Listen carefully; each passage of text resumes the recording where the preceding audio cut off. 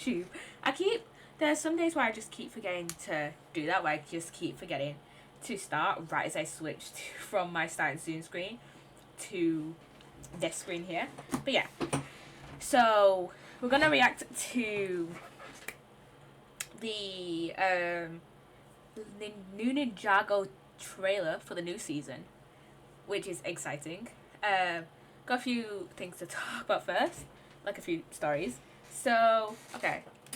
And also, this is a big bottle of chocolate milk that I got from the corner shop after uni, because I had to take the bus from uni, and it took like an hour because it takes me like 15 minutes to walk from uni to, it takes me like 15-20 minutes to walk from uni to the bus station. And thank you, Mary Phillips Anna 07 for the follow. Welcome on in. But yeah, it takes me like 20 minutes to walk from uni to the bus station, and my bus comes every half an hour, so I had to wait like another 20 minutes. And then my friend literally messaged me on Snapchat, and it was like, and she was like, you waiting for the bus? And which is weird because I didn't tell her. I did see her today. I did actually see her before I went before I think it was after the lecture this morning that I saw her. But then I didn't see her for the rest of the day, and I didn't tell her that I was getting the bus that day. So she literally messaged me like, "See you getting bus?" And I was just like, "I can see you waiting for the bus." And I literally looked around and I was just like, where is she? And she then messaged me and was like, "Oh, I can see." Oh wow, you looking for me? And I was just like, "Where the fuck are you?" So yeah, and then she came up to me and was just talking for a few minutes before my bus came, and then my bus had to switch drivers. So yeah, and oh yeah, so today it was actually the first time like this week that I actually went in uni on Tuesday and yesterday. I for Tuesday and Thursday I was online. Tuesday was just tutorials because we have an assignment due in 2 weeks on the 22nd. So like exactly 2 weeks. And then actually next week I have tutorials for research methods, I think. So yeah. And also yesterday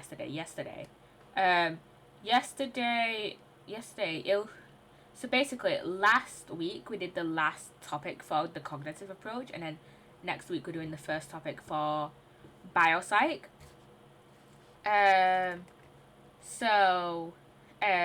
Yesterday we had a mock test, and I was probably one of the highest scores in the class. Cause if you don't know, I have one of my seminar tutors twice a week. I have him on Thursdays and Fridays. So it was getting towards the end of the end of like the workshop today. I think it was like 15:15 at this point, and he had gone around and like was checking everyone's like SPSS like statistics stuff, and I think at this point I had finished the statistics like stuff we had to do, and I was just working on my research methods stuff. Like I was working on my research methods like assignment, and he came up to me and he was like, "Hey, can I check your can I check your statistics stuff?" And he literally said that at the beginning and he was like, I was allowed to work on my assignment, by the way. He was like, he basically was like, "Hey, I'm only going to be helping you on the statistics stuff. If you're working on your assignment, then just don't ask me questions, because I don't want to answer any questions about the assignment when you're supposed to be working on the SPSS stuff." So I showed him the work that I had like completed, and then we were just talking about assignments and stuff, and he like said to me, "Oh, how did you find the?" And then we started talking about the test yesterday, and he was like, "Oh yeah, I saw your result. You got like 28 out of 30. I got 28 out of 30, by the way, which is amazing." I thought, not gonna lie, I thought I was gonna get like 20, but I got 28 out of 30, which was like a nice surprise. I an academic weapon. But yeah, he was like, "Oh yeah, I saw your results and you did really well." So, and I was just like, "Thank you." uh, but yeah, so yeah, I did really well on a mock test we did yesterday, and yeah, so I know, yeah, my manager. I'm working one day. I'm working half. I'm working. I feel like all these story times are really scattered, but that's how my brain works. I I just like go from one topic to another without really too much of a transition. So you can just deal with it, honestly. So yeah, I'm working Monday. I'm working tomorrow, Sunday, and Monday.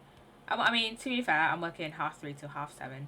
I'm only working 4 hours, and plus it's more money. So, and then tomorrow I'm working. I think tomorrow I'm working 10:30 to 2:30, and then Sunday I'm working 1 to 5. Those aren't bad hours. Those are decent hours. So, yeah.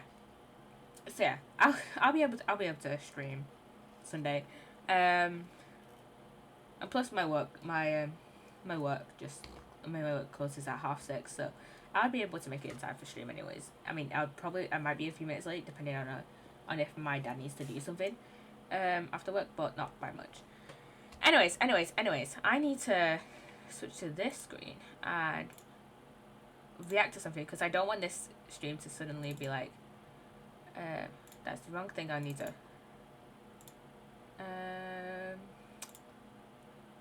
Oh god, I haven't reacted to something on this one. Window. Would it ever be window capture? And then yes, it's window capture. Okay, this is over my webcam, so I need to put it under my webcam. There we go. There we go. So we are reacting to the. This is why I didn't put the playlist on, because we're reacting to the new trailer.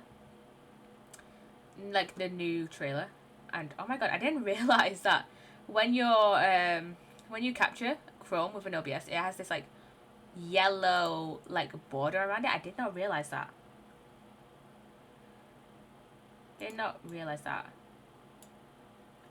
So yeah.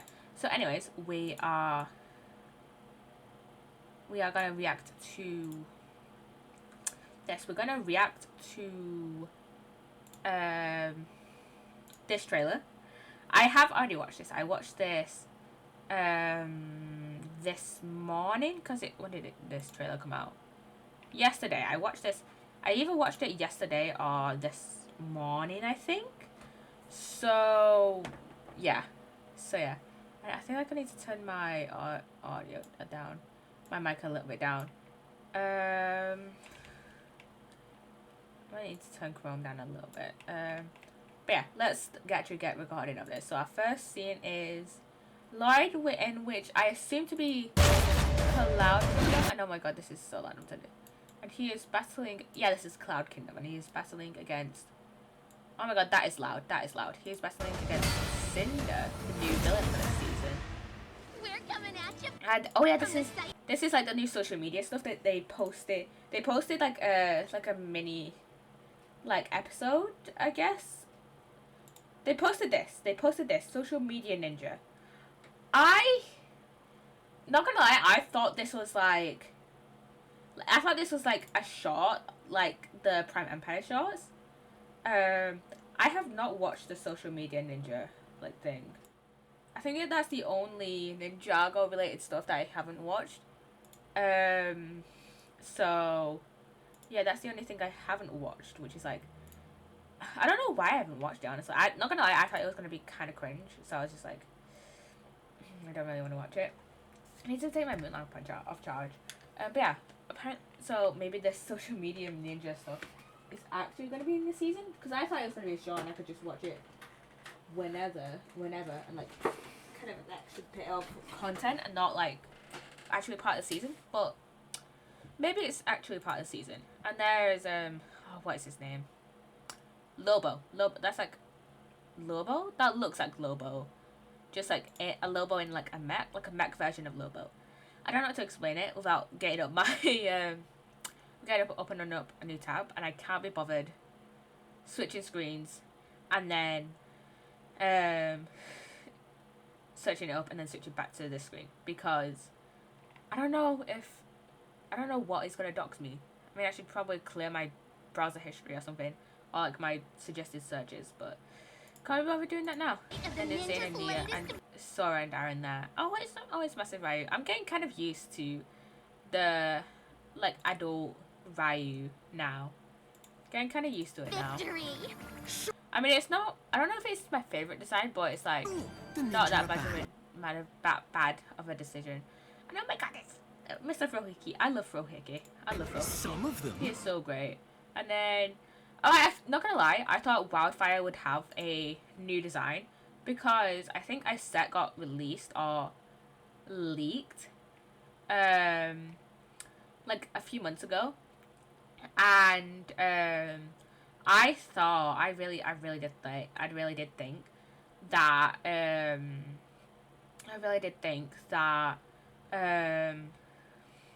she would get a new look because she got a new look in the set. I mean, maybe she'll get a new look later on in the season, but apparently not at whatever this point is, whenever they're in Cloud Kingdom. Also, this shot.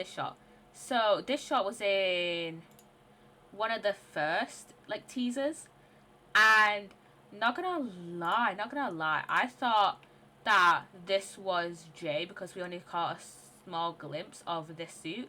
But no, it's Nia. It's definitely Nia. You can tell by the eyes because Nia has eyelashes and Jay doesn't. And also, Nia doesn't have freckles and Jay does. I just love how distinctive the like ninja face prints are, even under the masks. Like, if you were to like make all their masks like grayscale, you could if you would all make their like masks like black, and would only leave like the face prints and like gave them all the like same masks. As you can see, Sora and Aaron have different like types of masks to Kai, Lloyd, and Nia and Zane. You could probably still tell who they were because obviously Zane has like the metallic like face, and then there's Nia with her eyelashes. I don't know how easily you could identify Aaron. Oh, you could identify Aaron. He has like you can't really tell them here, but he has like freckles, and then you could tell Sora by her hair, because she's the only, I think she's the only one that has, they can see her hair like under her mask, like under her hood. She doesn't really, I mean she does wear a mask, but not like the similar style to the other ones, I guess, with like this bit here like covering the hair, and then you can tell by like her Imperium markings. I love the unique face prints in Ninjago, and you can tell Lloyd obviously by the green hair. And we're only 12 seconds in, Jesus Christ. And I love Ryu. Where are the others? I've been having visions of terrible dangers to come. We shall start him on the path. I forgot what I was going to say now. Oh my god, I love like the light. Right, and like, I love all the... Oh, wait. What's the frame? Geo comes up before like Afraid. Ah! Made it full screen. My mistake. Where is it? There he is! Geo's back! I love Geo. I don't understand people who dislike Geo. I mean, I understand like having a more neutral opinion of him because we haven't really seen him. But people who like full blown hate him, I don't understand. Do not understand. Look at this guy. He's so silly. And then we have Fritz and Spitz. And then I keep forgetting her name. Bonehilda or something. No, that's Sim's character. No. I don't remember her name. Oh my god.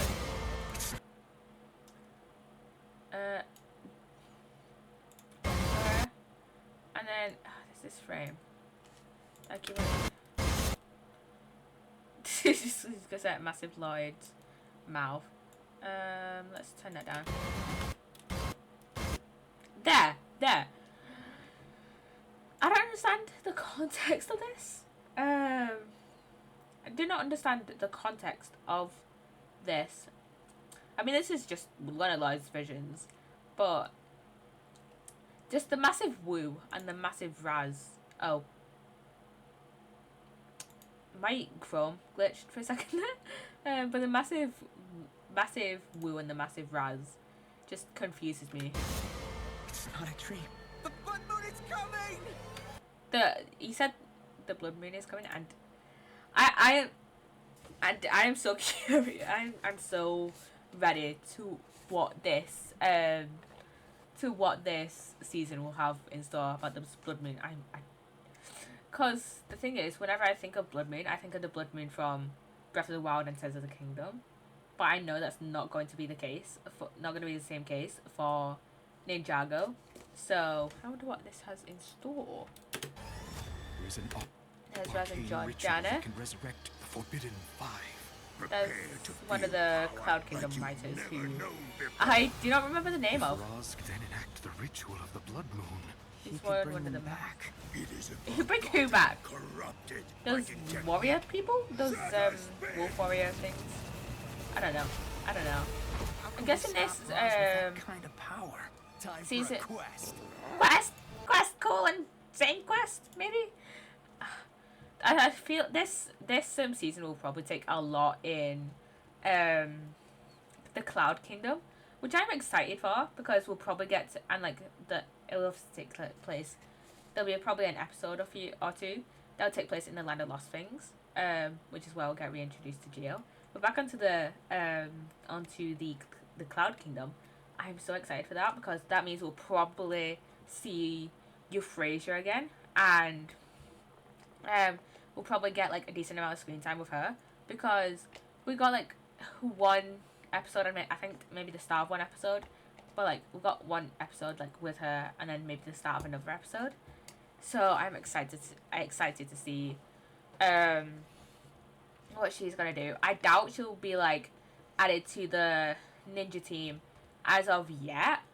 I have a feeling that she may be added to the ninja team like either in next year's season, or what I think they might do is like just have her as a supporting character. Like I don't know if I see her as like a full blown ninja as of yet though.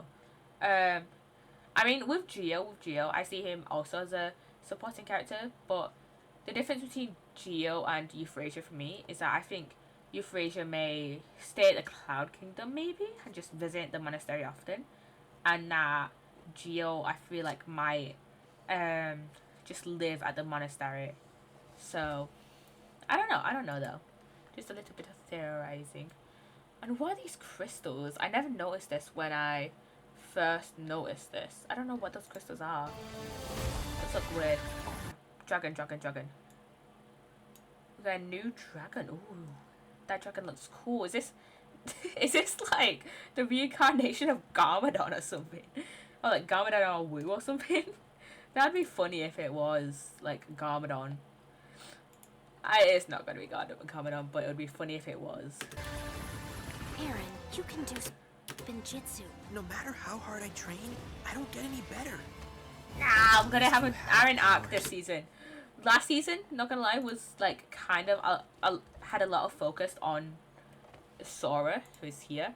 So I'm kind of glad that we're gonna take like a little bit more time with Aaron this season.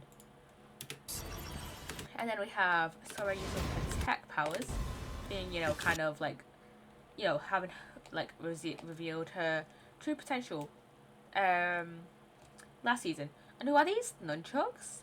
No matter where they go, Like some kind of nunchucks. we will follow. Cosmic returns, and that's Euphrasia. I don't understand the Euphrasia hate. Don't understand it at all. Rise again. I don't understand the Euphrasia hate like at all. Love her. Love Euphrasia. And that is the trailer for Ninjago Dragons Rising. Let me close down Chrome.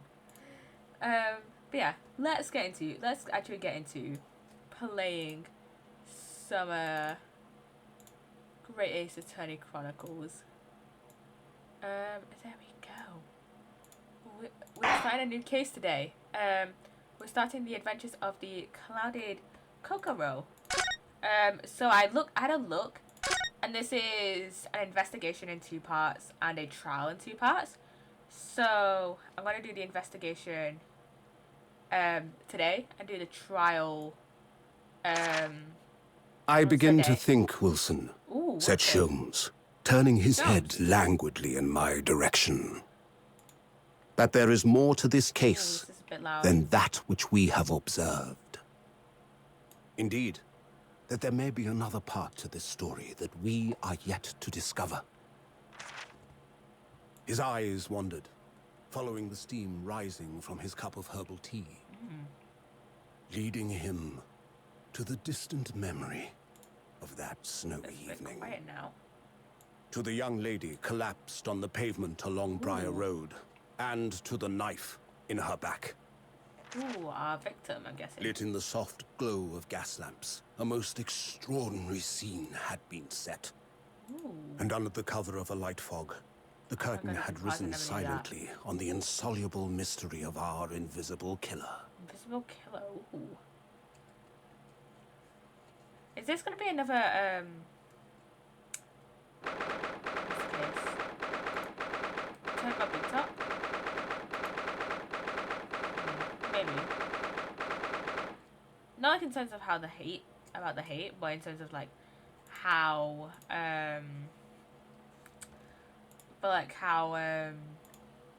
the victim was killed. Maybe. Oh, we're back in the chief court's office. Did you sleep last night, Mr. Naruhodo?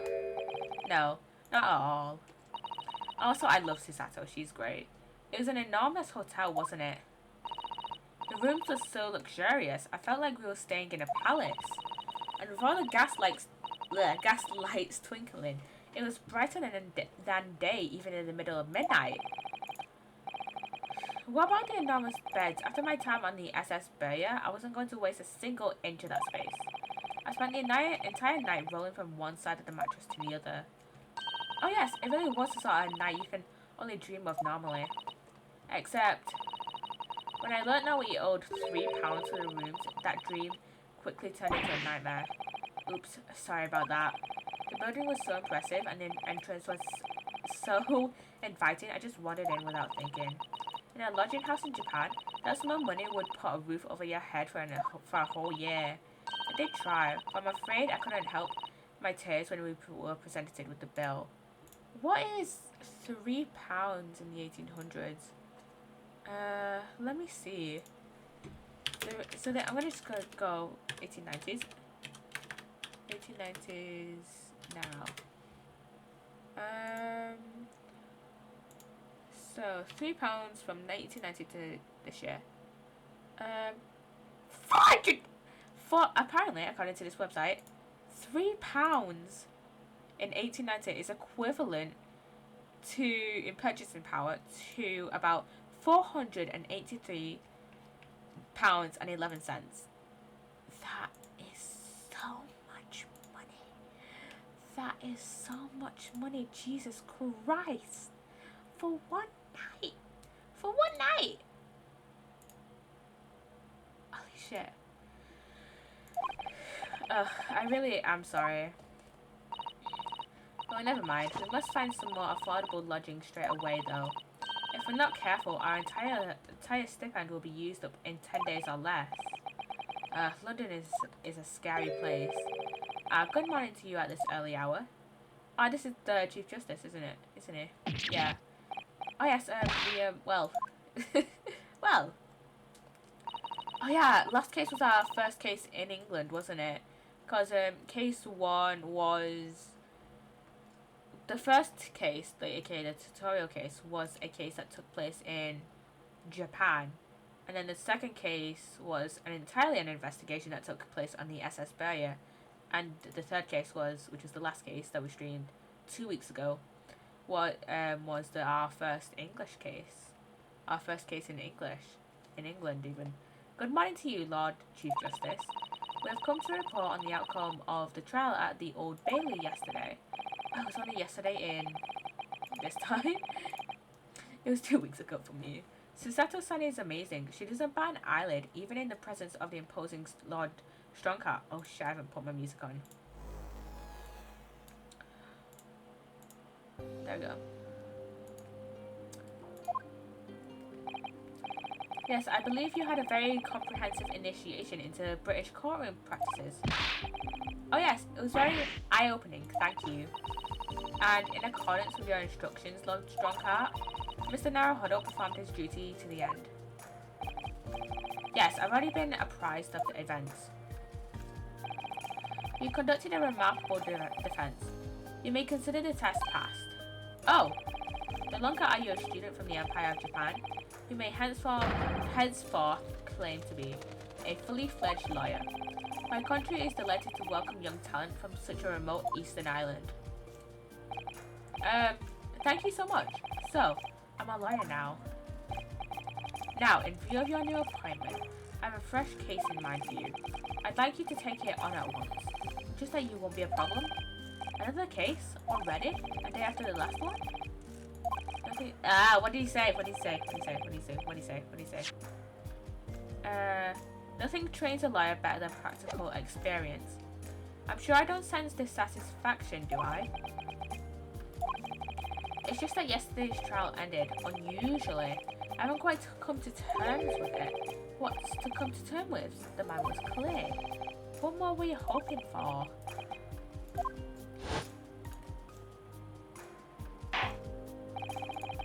The culpability of the defense has not, at the present time, been established by the court. Consequently, the jury will not be required to proffer judgment. Well, Lord Van Zeeks, it's been a pleasure, so it has. And as for you, my dear fellow, I couldn't have asked for a better defense. This is actually good, because I do get to remember what happened last case. That was so unusual. I just can't help wondering if Mr. McGilded really was innocent. Mr. Naruhodo, it's just that I never managed to ascertain the truth. And then the trial ended. Well, you didn't let it trouble you for a second longer. Sorry. What do you mean, Lord Strongheart? Magnus McGilded passed away immediately following the trial. Holy shit. No? What? Mr. McGilded is dead? Never expected that outcome. I have 19 minutes and 41 seconds until my next engagement. Time enough to talk.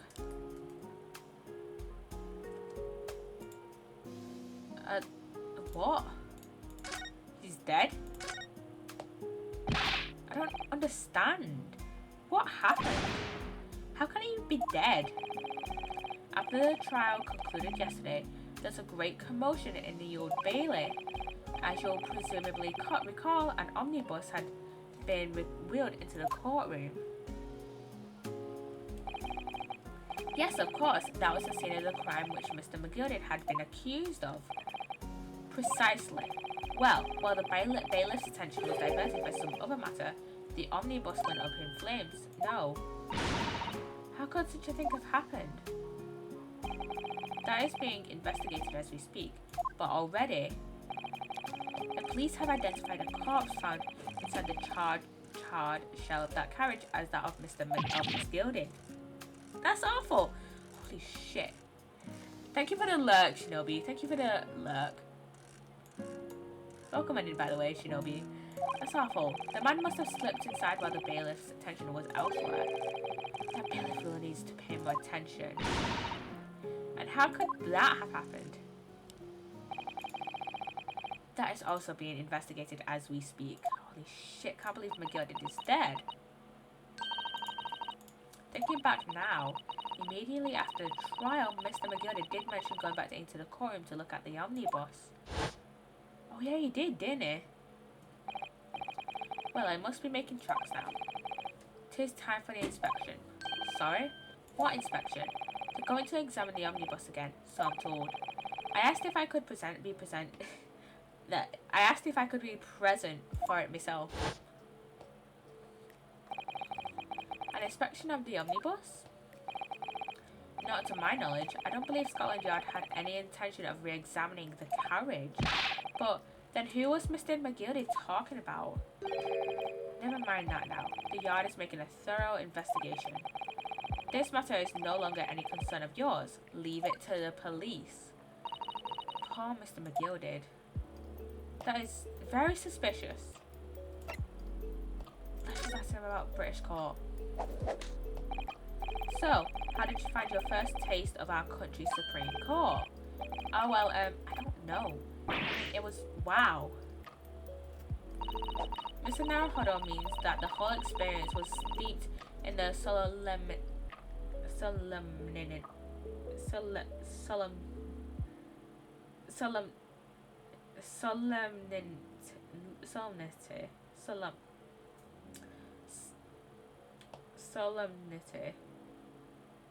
good enough of Great Britain's long history. It's really a world apart from our own judicial system in Japan, which is only a few short decades old. Wow, Psssttt-san has such a way with words. And you seem to have a way of feeling how does she know what we're thinking? I love Psssttt. The judicial system here is the most advanced in the world. Learn all you can. And also, yes, I am wearing my dressing gown over my normal clothes. It is cold as fuck. The most advanced in the world, is it? It was fortunate that your very first trial was a simple affair. Simple? That was simple? As I believe I mentioned yesterday morning, it was a trial you couldn't lose. I don't mean to be contrary, Long Strongheart, but the case was anything but simple. The circumstances of the case were so incriminating. I was stunned when I first learned them. In fact, I'm still finding it hard to believe that we managed to get a favourable verdict. What are you on about, Strongheart? Why are you laughing about, Strongheart? Is something funny? No, my apologies. However, the fact is that you did receive the not guilty verdict you set out to achieve. And that can only be attributed to exceptional talent, wouldn't you agree? Well, I don't know about that. Well, never mind. You exceeded my expectations, I freely admit. That much at least is an undeniable truth. Which is precisely why I have prepared the new case for you that I mentioned before. What's going on? What was he going to say before? Let's ask about the new case. Could you perhaps give us more details about the new case you mentioned? Don't tell me it's a murder and the trial starts in 10 minutes. Don't worry, it's nothing so alarming or quite so urgent as your last assignment. Thank fuck. In fact, this case is completely different. Oh, I see. Did he just read my mind? That is to say, no one has died as yet. The trial will not be today. There's plenty of time to research the case thoroughly. 23 hours, 43 minutes, and 19 seconds to be precise. Huh. So the trial's tomorrow then. Is everything alright? Oh, yes, I'm just a little confused, that's all. Yesterday's trial was... well, it's left me wondering if I'm really cut out for being a lawyer. Oh, Mr. Naruhodo, I don't know if I could face standing in that courtroom again after Mr. McGildy's trial. Ah yes, I nearly forgot. There's one similarity with yesterday's case. Once again, there is currently no one to advocate for the defense. Oh, if the situation remains unchanged, the trial will start tomorrow with the defendant unrepresented. And if that happens, I need not remind you of the inevitable outcome. The most terrible end. Oh my god. I have an itchy nose. Oh, this is so annoying. Oh, it's the defendant. Yes, that's right. Here we go again.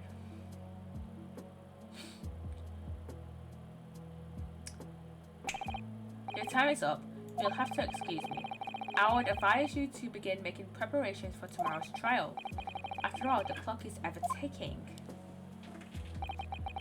There is now but 23 hours, 26 minutes, and 39 seconds until the court sits. Last time you mentioned the 23 hours, he said there was plenty of time. And one more thing, Mr. Naruhodo. There is something I'd like to ask you. I would like to ask you. What's that? Yesterday you remarked upon something that you intend to see through the will of your late compatriot, Mr. Asogi. Not gonna lie, I kind of forgot about Kazuma. I would be interested in to hear what exactly you mean by that. Inside 30 seconds. Oh well, Kazuma always used to say, you see, that he wanted to learn how the greatest justice system in the world worked so he could change ours in Japan. Now that he's gone, I'd like to work towards that myself. And there's another thing. Oh. Another thing? Continue. On the way here on the steamship, he said something to me. There's something very important that I have to do. Something very important? And what exactly would that be? He never had a chance to tell me. I suppose he would have done, if he'd ever made it to Yaya time. But thank you for an enlightening discussion. Mr. Naruhodo, what's all this about? Mr. Soki never once mentioned anything of the sort to me. Never mentioned anything to Psssttt. I urge you both to focus your attentions on the matter at hand. I've taken the liberty of summoning the police inspector in charge of the case. He'll be able to apprise you of the details. How long has he been there? Hello, Anthony. Hello, welcome on in. Welcome on in. Welcome on in. How are you doing? How is chat doing? How is the entirety of chat doing? We're just playing a bit of the Great Ace Attorney. We're just getting started with the first part of the investigation. So I wish you the best of luck and bid you farewell. Just saying bye to the Lord Chief Justice. What's this game about? It's about basically you. So we're playing as Naruhodo. He is a student. He's like a law student / lawyer, and we go around investigating murders and defending clients, defending the accused, and trying to get them a not guilty verdict. I mean that the not guilty verdict, that's like not for all cases, because there are some cases where it turns out that our defendant is technically guilty, such as in the Farewell My Turnabout case in the Phoenix Wright Ace Attorney trilogy. But the not guilty is in the majority of the cases that we have to but yeah, we go around investigating murders, defending our clients, and get to the bottom of the case and what actually happened and who actually killed the victim. It is a fun little game. It's actually quite more comedic than you would initially think. And it's actually quite fun. It's Great Ace Attorney, all the Ace Attorney games, that includes Great Ace Attorney, Phoenix Wright Ace Attorney, and the Apollo Justice Ace Attorney trilogy. They're all quite fun, and they can be quite comedic at times, despite the fact that you are, investigating murders. But yeah, they're quite fun. There's something very important that I have to do. Kazuma-sama, what did you mean? Oh yeah, so for anyone who wasn't here when I streamed the second case of Great Ace Attorney, was it the second case? Yeah, it was the second case. Basically, Kazuma-sama, who was our friend, who was an actual law student, he was planning. So in the second case, we are on a ship on the way to England, the SS Berya, and Kazuma was the victim. He was killed on that ship, basically, and turns out it was that it wasn't actually a murder. It was more of an accidental death that was just covered up by a stowaway Pavlova. And yeah, there's a lot of mysteries surrounding his character. Like for example, Kazuma told Naruhodo / Ryunosuke Naruhodo,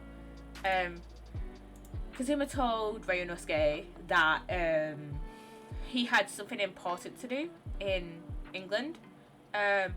He never told us what that something is, and he never said anything of the sort to Psssttt, who Psssttt was his judicial assistant, was Kazuma's judicial assistant, and is now Ryunosuke's judicial assistant.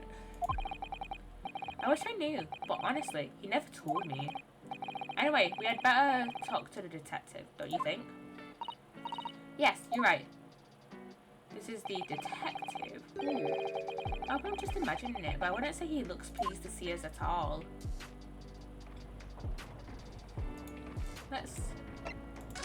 We can only examine. Ooh. Let's talk to this guy. Wait, do we have any achievements for this case? Let's see. Completion of, this is episode 4, so completion of episode 4.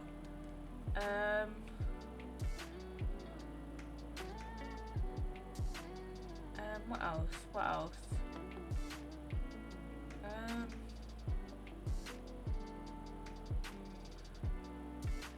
For having examined the violin before talking with Iris about the Wilson topic. And then there's, you know, for having run your hands through every debate about ladders versus step ladders, which is, you know, in every study game pretty much. I mean, I don't know if it's in investigations because I never played Edgeworth investigations, and I also haven't played the Professor Layton Phoenix Wright crossover. I thought the game was gonna crash then because it wouldn't let me click on it for a second. Also, for having dug around about to find every argument about shovels and spades, and for having read every new idea on Iris's blackboard. Okay, I never knew about the shovels and spade achievement, so I don't know if we've gotten all those ones yet. Could we tribute you? Oh, it's eating fish and chips. What do you think? Lovely weather, isn't it? What's the weather got to do with anything? Listen to me, you Japanese upstart. Some frippery about the weather doesn't get to every English student eating out your hand, you know. But Psssttt-san told me it was foolproof. Nuh-uh. I'm a very busy man. I'm a busy man, a very busy man. There's a crime scene to investigate, but I'm here having to give the likes of you a talking to. And you're also scoffing down fish and chips. But you know. Oh, I'm ever so sorry. Can you imagine what the other officers there will be saying? Haven't seen Gregson anywhere, have you? No, he's too busy with the bigwigs these days.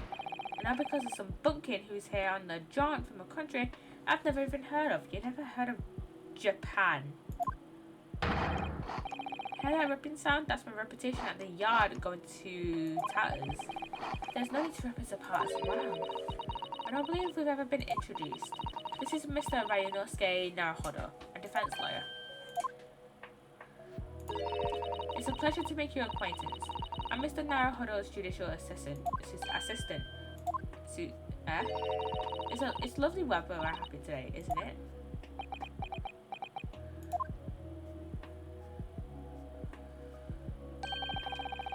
It is unseasonably fine, I grant you. London winters don't see a lot of sunshine. Unbelievable. How did you pull that off? So, Lord Strongheart has asked me to fill you in on the case. The name's Tobias Gregson. Inspector Gregson to you. I'm from Scotland Yard. Gregson? Inspector Gregson? What's the matter with Psssttt-san? Does this detective's name mean something to her? Inspector, are you perhaps the Inspector Gregson?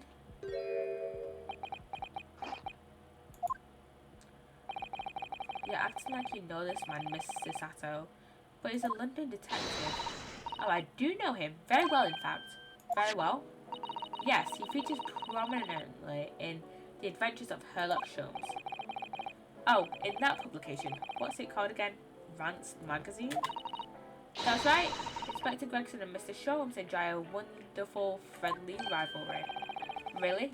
You rival the great Mr. Sholmes? That's incredible. Oh, well, I don't know about that. Mr. Sholmes isn't a professional like myself, of course, but he does come up with the goods from time to time. Mr. Sholmes is equally complimentary about you, Inspector, isn't it? You've heard his highest praise. Gregson is the pick of a bad lot of all the Scotland Yarders. Those were his own words. That's his highest praise? Well, Mr. Sholmes isn't particularly known for giving compliments. That is not. Thanks to that magazine, my name's known all over London town now. That's great, isn't it? I have to admit that to start with, I was a little, well, flattered by all the attention. Everyone wanted to shake my hand and my reputation at the yard went through the roof. Well, that's wonderful. No, it is not. There's nothing more sinister than the man on the street. People are always looking at me now. They're whispering rumours about me under their breath, I'm sure. Rumours? Are you quite sure? He's changed since he started appearing in those stories. Fame's gone to his head. Stuff like that. Gosh, do you really think people are saying such mean-spirited things about you? Like I said, they whisper, so I can't catch exactly what they're saying. But I know what folk are like. I'm sure that's what they're saying. As sure as eggs is eggs. I got a feeling this detective could be very hard work. Oh dear. Perhaps a sudden rise to fame does change people. Let's just ask him about the case, and then we can get to investigating. So, about the case that the Lord Chief Justice mentioned before. Nothing to tell, really. As far as we're concerned at the yard, it couldn't be simpler. Oh dear, that probably means it's actually complicated. That as far as we're concerned as lawyers, it couldn't be more complicated, yep. I wish you were wrong about that, but I have a nasty feeling that you're right. A young woman was walking along the pavement on Briar Road when she was stabbed from behind. Fortunately, it wasn't fatal, but she's still laid up in hospital unconscious. Thank you, Drakey Kona for the raid, and thank you, Alan is Greasy69 for the follow. Welcome on in. How's your stream? How's your stream, Drakey? Welcome on in. Welcome on in. Well, what were you streaming? What were you streaming? How was it? How was it? Welcome on in, everyone. Welcome on in. Welcome on in. How are you doing? How are you doing, chat? How are you doing, everyone? Today we're playing a bit of the Great Ace Attorney. I've been obsessed with obsessed with Ace Attorney for I've been obsessed with Ace Attorney for since August. So I was actually about an hour or so further than you on this exact episode. Really? Really? I just ended stream because I was getting sleepy. You know what? Fair enough. You go to do all the post-stream stuff that you need to do. You go do all the post-stream stuff that you need to do. Thank you for the raid. Thank you for the raid.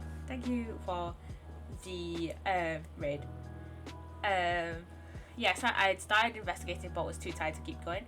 Completely fair. Ace Attorney cases, known for being long as fuck. So that is completely fair. Thank you. So yeah.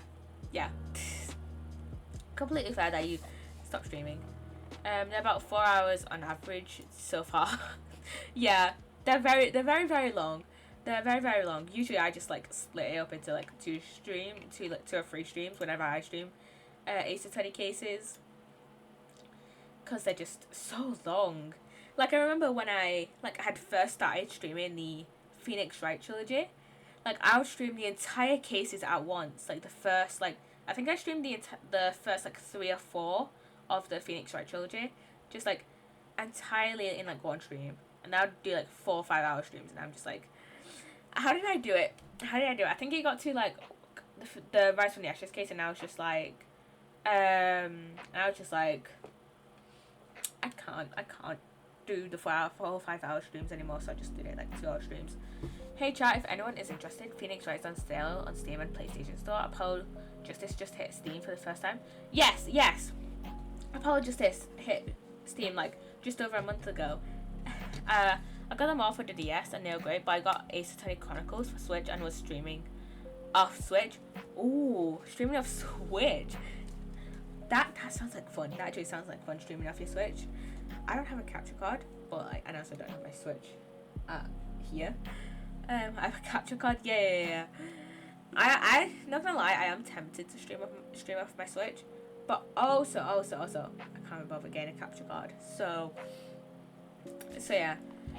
Plus I have a lot of streaming, a lot of games to stream first. But yeah, if you want to play the Phoenix Wright trilogy, it is on sale. And I think, is Chronicles on sale? I don't know if Chronicles is on sale. I definitely know Phoenix Wright is on sale, but I discovered after a while streaming is the only way I can make myself play the games I collect. Honestly, same. There's a Psssttt Chronicles is part of the sale. Yeah. Yes, it is. Thank you. But yeah, streaming the games that I play. Like, I would have never played the Phoenix Wright trilogy if I didn't stream it. Because it's like, I have to sit down for like, I feel like I would have sat down for like 2 hours to do like the first part of a case and then not played it again for like another like 3 weeks, honestly. So yeah, streaming it is like the only way I can actually get through cases. It takes a while to get into Phoenix Wright, but they get better and better with 2 and 3. Wholly agree. 2 of my favourite cases are actually from Justice for All and from Trials and Tribulations, that being Farewell, My Turnabout, and Bridge to the Turnabout. I got Apollo Justice the day before the 3DS store shut down. Oh my god, that is lucky though. I didn't get any. I haven't gotten a 3DS game in like years. I think the last one I got was Pokemon Moon. But yeah, that is lucky that you got Apollo Justice like the day before 3DS shut down. Anyways. I'm gonna get back into this. Yes, digital version though. Completely fair. Completely fair. Anyways, I want to get back into this case, so I'll still talk with chat. Don't worry.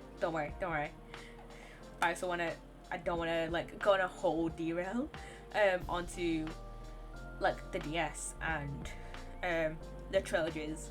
So yeah, I'm gonna get back into this case. Sorry to derail you. It's okay. Have a good stream. I'm going to go to the gym soon with a friend. I want to go lie down first. Go into luck. I saw you're gunning for affiliates.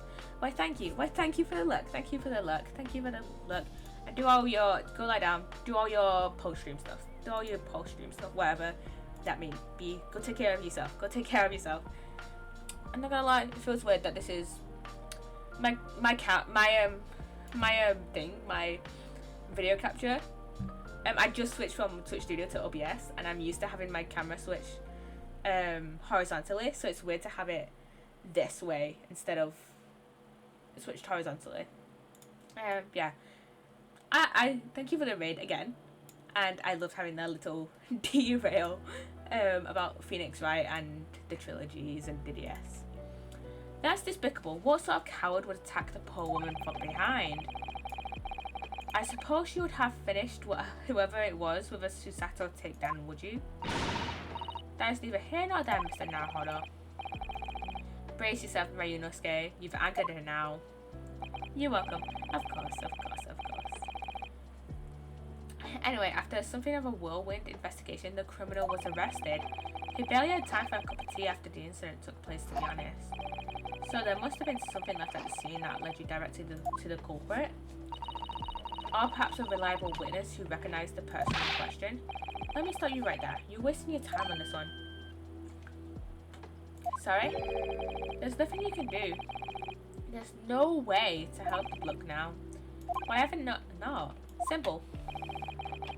The prosecutor that's been assigned to the trial tomorrow is Lord Barak von Zeitz.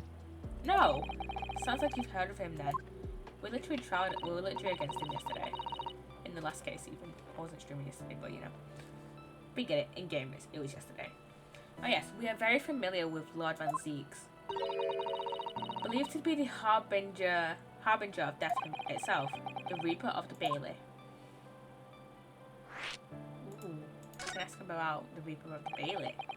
Lord Barak Van Zieks, who we faced in court only yesterday. Mr. McGildy told us about him before the trial, didn't he? When Van Zieks stands for the prosecution, they called the accused his sacrificial lambs. And in every single trial in which he's been the prosecutor, the accused has been damned.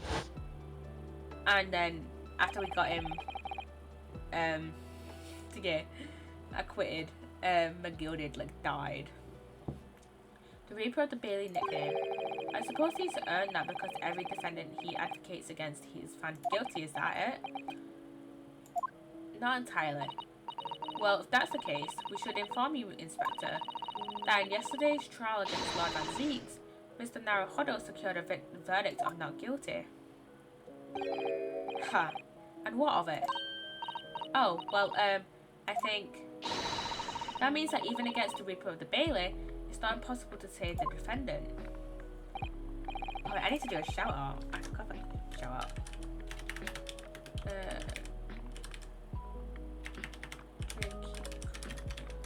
Is that it? I don't know if that's correct. That is not the correct command.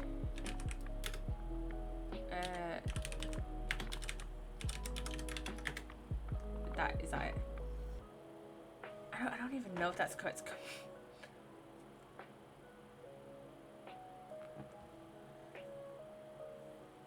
I'm going to look up the shout command.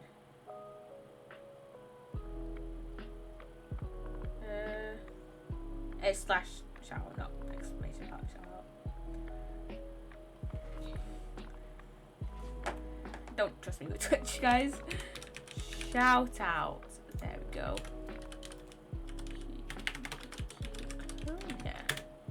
For the raid.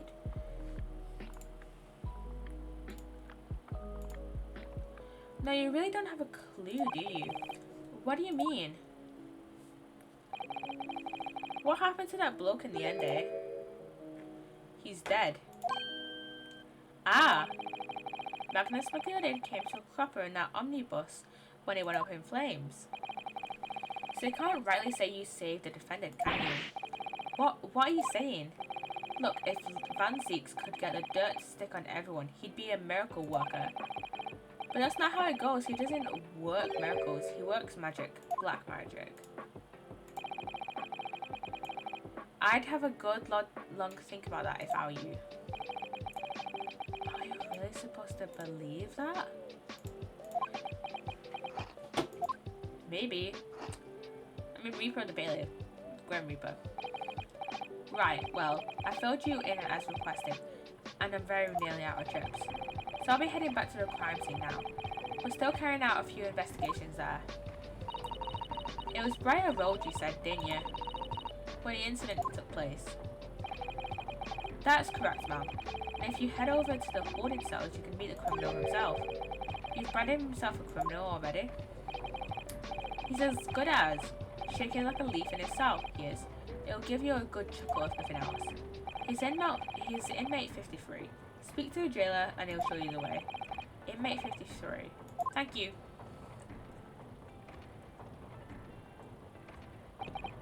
Guessing we're going to the jail. So there's no helping anyone against the Reaper of the Bailey, they say. Is something troubling you, Mr. Naruhodo? To tell the truth, when I recall the trial yesterday, I can't stop myself from shaking. The idea of facing the Reaper in court again is... Well, if you think it's too much for you, there's no shame in turning the case down. That takes courage too. We're not turning the case down now, are we? But if the man they arrested is innocent... Yeah, exactly. If he's innocent... You could, well, what did he say? What did he say? What did he say? I accidentally clicked off of it. You could well imagine he would be shaking like a leaf in a cell. And I, for one, wouldn't find the sight of that funny. So, if I'm honest, I'm still reeling from the shock of yesterday's events myself. I'm really not sure if I'll be able to help this man, whoever he is. But I'd like to try it, so I think I'm going to make some inquiries. Will you help? Did you really think you had to ask? After all, I am your judicial assistant. Thank you. So then, shall we? Yes. Let's go. Let us go. 2. What was the other achievement? It was step ladders with ladders. And then shovels and spades. Is there any shovels and spades here? No. Barrow Road and prison. Let's go to prison first. Let's go to the prison first and talk about our defendant. Oh, future defendant. So these are the British prison cells. Oh, they're ghastly. It feels just like a dungeon. Yes, having experienced it in Japan myself, I can assure you that our wooden cells feel a lot cozier than these cold stone walls. Oh, don't, Mr. Naruhodo. You're making it seem worse. It is kind of shit. Apparently, our client is in this cell here. But it's so dark at the back that I can't make him out. I wonder why he's live. Inmate 53, your legal representative is here to see you. Stop by at the back of the cell and show your face at once. Am I a cat as yet with no name? Calling me my number is utterly unbelievable, unjustly unreasonable. I refuse to answer. Mr. Naruhodo, what? What do you think is going on here? I have no idea, but I wasn't just hearing things, was I? That tirade of complaints was in Japanese. Oh! Here's our defendant.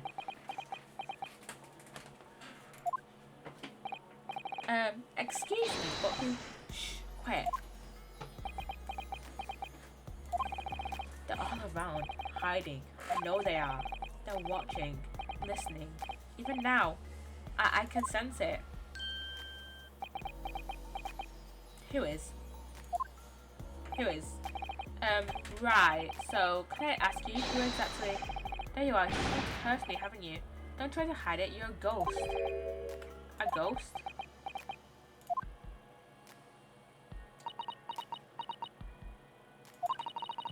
You mean you no harm, prisoner-san? Are you Japanese by any chance?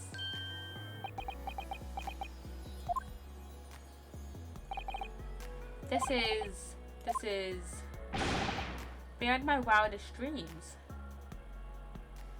To get a Japanese defense attorney? Forgive me for that outburst before. I'm so sorry. Oh, it's fine. We were just a little surprised, that's all. Imagine it.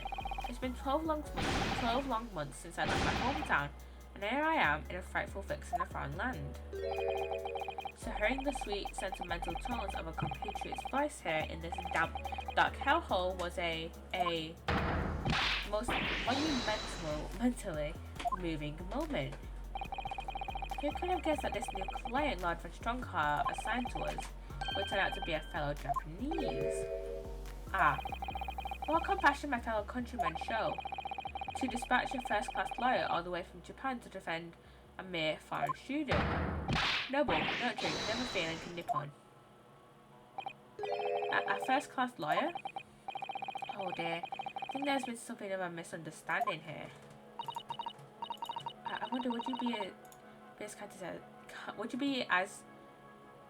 you be so kind to tell us what's happened? Yeah, tell us what happened. Why have you been detained as a suspect, for example? Yes, I can, I will. Shant, stay, son, and silent. I love this guy already. I'm not quite sure I understand what he means, but he seems happy. Yes, he does. I just hope he actually has a good reason to be. Thank you for your cooperation. I'm a lawyer, as you said. My name is Ryunosuke Naruhodo. I am Naruhodo-san's judicial assistant, Susato Mikatoga. I am a visiting student sent here by our government, notoriously named Natsume, Suseki Natsume.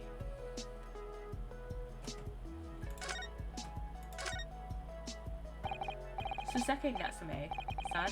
What an unusual name. Call me Suseki, please. I'm a poet, you see. A writer of haiku. It's something of a nom de plume. Nom de plume? You mean an alias? That's right, Naruhodo-san. No! Don't be prosaic. It's much more refined than that. And haiku? That really reminds me of home. Did I hear you say that you are a visiting student sent over here by the government? Yes, that's right. A year ago, I was told to go and study English. First, I had to suffer that misery, and now this. It's beyond the pale. Suffer that misery? Did you not want to study here? No, I mean, I've had an interest in Great Britain for some years, of course. Oh. But, just because the government tells you to do something, does it mean you can do it? No. What do you mean? If they told me to study English literature, that I could have understand. That's my field. But no, they told me to study the English language. Utterly, unbelievably, unjustly unreasonable. Understandable, yeah. Understand why you'll be kind of pissed. I see. Only the other day, I was told to send a report about my first year here. I turned a blank piece of paper. Wise, words, and whitewashy. You must be a man of great standing. Oh yes, so I'm often told. And I often like to be told, it seems. What's the accusation? Tell us what has happened. Could you perhaps tell us exactly why you've been arrested, Soseki-chan? Not Chan. San. I didn't do it. I didn't commit that atrocious murder. Murder? Oh, no, it's alright. The woman didn't actually die, did she? But she was stabbed with a knife right before my eyes. Before your eyes? You mean you saw the attacker? I didn't see anyone. What? If I'd seen the person who did it, do you think I'd be locked up here? Oh dear, it seems this case is becoming rather complicated. Why me? Why me? Why did that silly woman have to be stabbed in front of me? It's the curse of London is. Incredibly, inexcusably, irritatingly inconvenient. So Soseki-san was there at the scene, but he didn't see the attacker. It's vital that we find out more about the case. Ooh, about the case. It was an accursed evening, just after the snow had started to clear and heavy with fog. I'd been to the bookshop to buy some books, and I was on my way back to my accursed lodgings. Sure, the bookshop wasn't accursed too. As I was walking along that accursed pavement, I could make out the sole silhouette of another head ahead of me.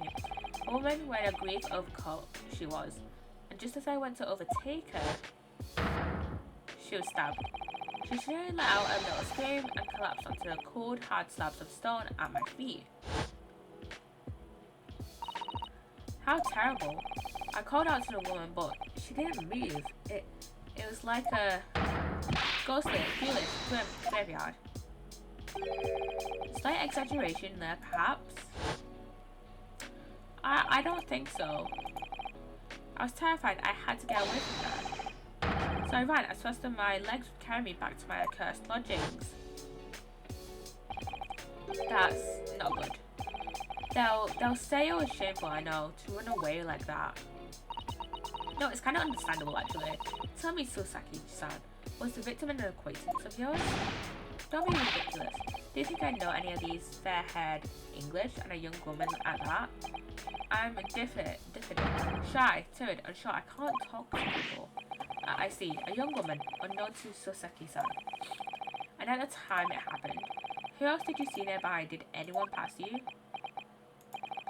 Regrettably, apart from myself and the woman, I didn't see a soul. No one? Oh, great.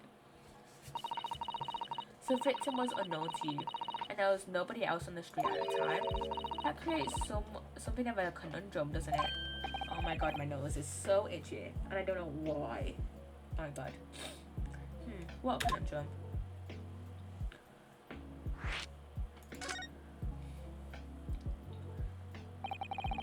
What do you mean, Susato-san? What's the conundrum? Well, if what Sasaki-san has just told us is true, there's something I can't explain.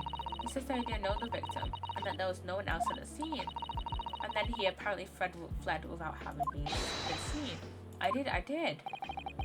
But if that's the case, surely this man has to be the culprit. You... What did you just say? Nothing. I didn't say anything. Oops. Perhaps I thought that a little loudly.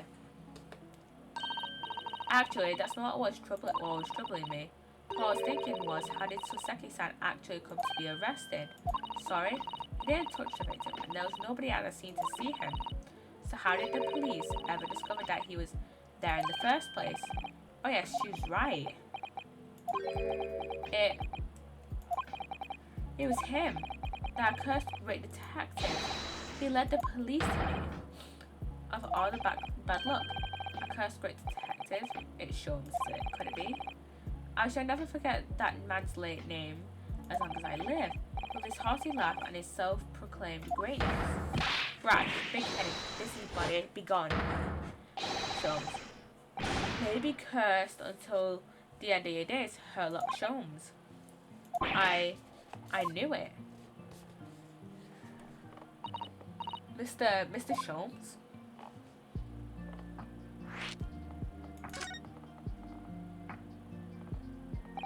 Well, I didn't expect to hear that name from this man's lips, that's for sure. It was the morning after that nightmare had unfolded on the pavement before me. I was gnawing on a sliver of hard cheese when some men burst in through the door. They started shouting at me. This is the police, put the weapon down. Yes, it was a thin sliver, and yes, it was hard, but I wasn't eating a weapon. Discussing dietary discrimination, devils. You clearly had a trying morning yesterday.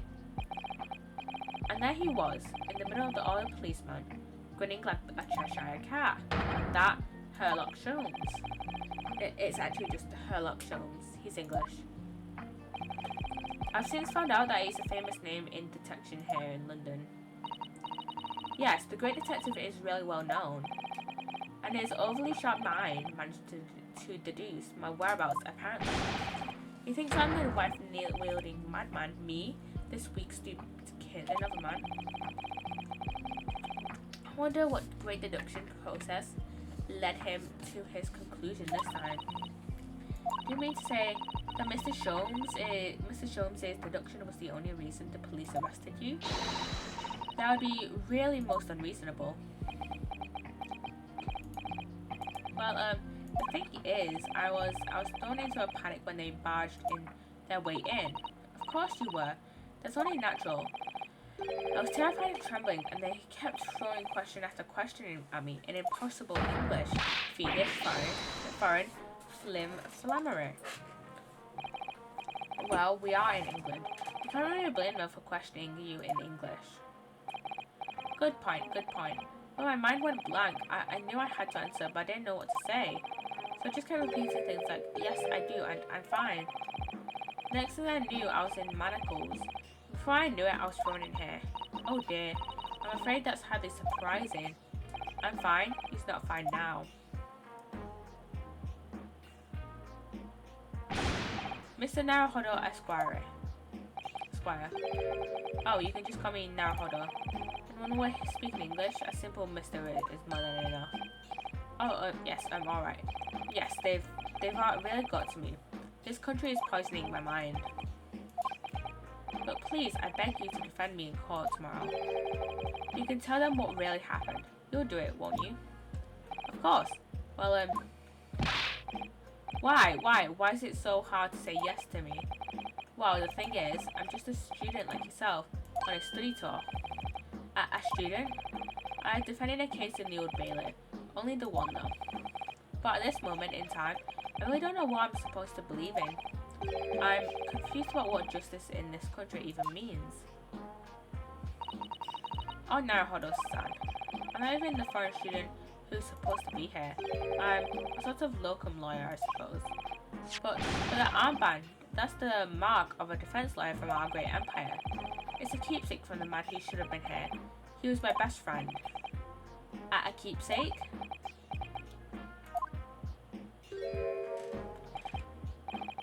I know exactly what they're saying about me. Oh? Who do you mean? The lawyers. All the British defense lawyers. They won't defend me. Goodness, why do you say that? For the same reason as you noted before. When it happened, there was only the victim and myself around, and I ran away from the scene of the crime. I'm not a fool. I know it looks as though I must be the culprit. It must be very, very hard for you, Psssttt-san. And anyway, I'm a student from out overseas. I'm just a foreign nobody to them. Someone not to be trusted.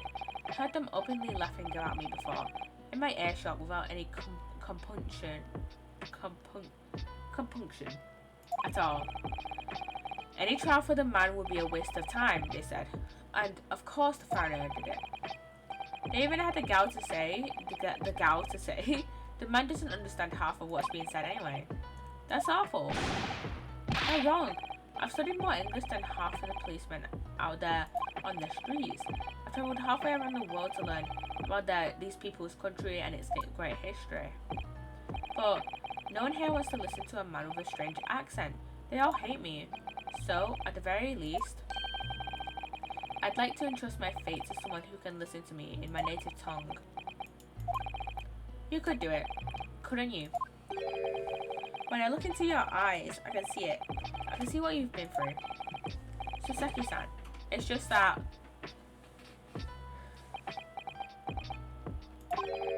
Give me a little time, please. I'll do what I can, for the time being. What do you mean? We shall investigate the case as thoroughly as possible. If we can find some clues, it'll give us a much better chance, I'm sure. Oh yes, thank you. I'll be here, all alone, waiting for you. Locum student, Mr. Naruhodo Esquire. We should be going then, Naruhodo-san. We have a case to prepare for. Let us go to Briar Road. Oh my god, this scene is so pretty. This is so pretty. And there's a random bike with a weird wheel. So this is where it happened. Briar Road. Ah look, Mr. Naruhodo. Look at that regulation metal helmet. It's unmistakable. The men of Scotland Yard are here. They're investigating as we speak. That is our job, you know. But Mr. Naruhodo, to see one with my own eyes. They're often depicted in The Adventures of Sherlock Holmes, but I never dreamt I'd ever come this close. To a real Bobby's helmet. What? The helmet? Of course. I have to try one on one day. Well, I hope your hatty dreams come true. Yeah, I hope your hatty dreams come true. Psssttt. What's the Japanese delegation doing here? Oh, Inspector Gregson. This isn't on the tourist trail, as I'm fairly sure you're well aware. Yes, of course, we're here to investigate. So you've been to the holding cells then? What do you make of the criminal? He's not a criminal as you put it, Inspector. He's a suspect. We'll see about that.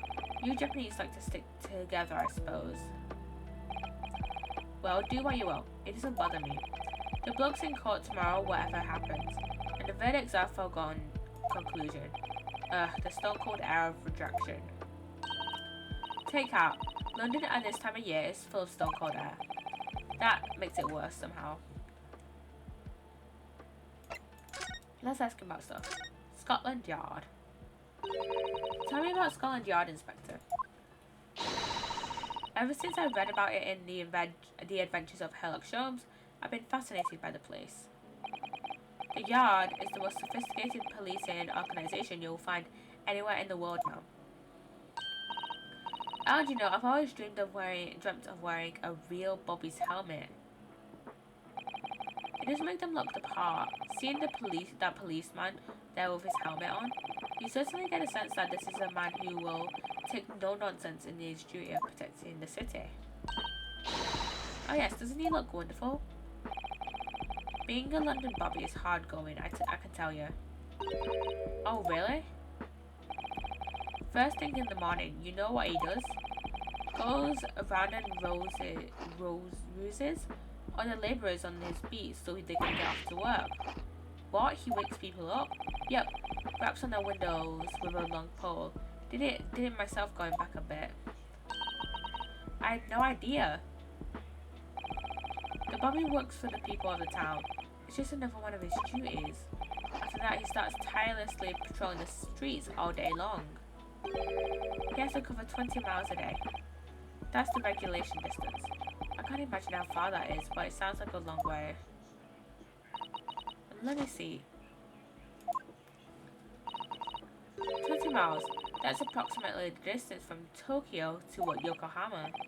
I thought that's definitely taking things a step too far. And when it gets dark, of course, he has the important job of lighting all the gas street lamps. Oh my. I suppose in between all of those duties, Bobbies are expected to investigate cases as well. And chase after criminals trying to evade the law. I'm not sure you could call it in between exactly. More of alongside, but yes. They're expected to handle those jobs as well. We do have men keeling over from time to time, I admit. I'd always dreamt of wearing one of those helmets as I said. But it's within a heavy heart that I shall have to relinquish that dream to you, Mr. Naohara. Your heavy heart will be my heavy head if you do so. Let's ask him about the case. It happened around 5 in the evening 2 days ago, just there on the open bit of pavement. The victim, a young woman, was stabbed with a blade from behind. Is it right that the lady is still unconscious now? You mentioned that she's being treated in the hospital. I never said she was a lady. Truth is, unless she comes around pretty smartish, we won't be able to find much out about her at all.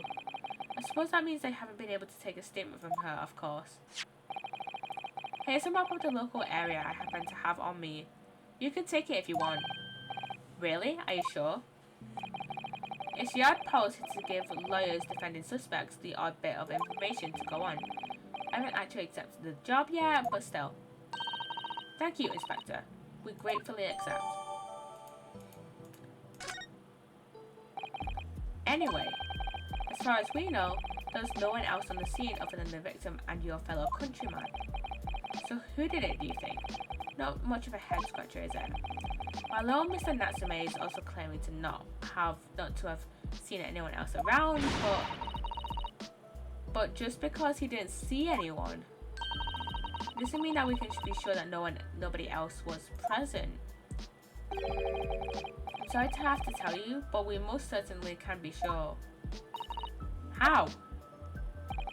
Because, ma'am, the precise moment of the stabbing didn't go unnoticed. It what? We have 2 very reliable witnesses, no less. Ah. I'm guessing one of them was Holmes. No one pouncing once you finish this duology, it doesn't have to mean the end of Ace Attorney for you. I know. Oh, coming in, no one Palestine, by the way. Yeah, I've also got to finish the Apollo Justice trilogy.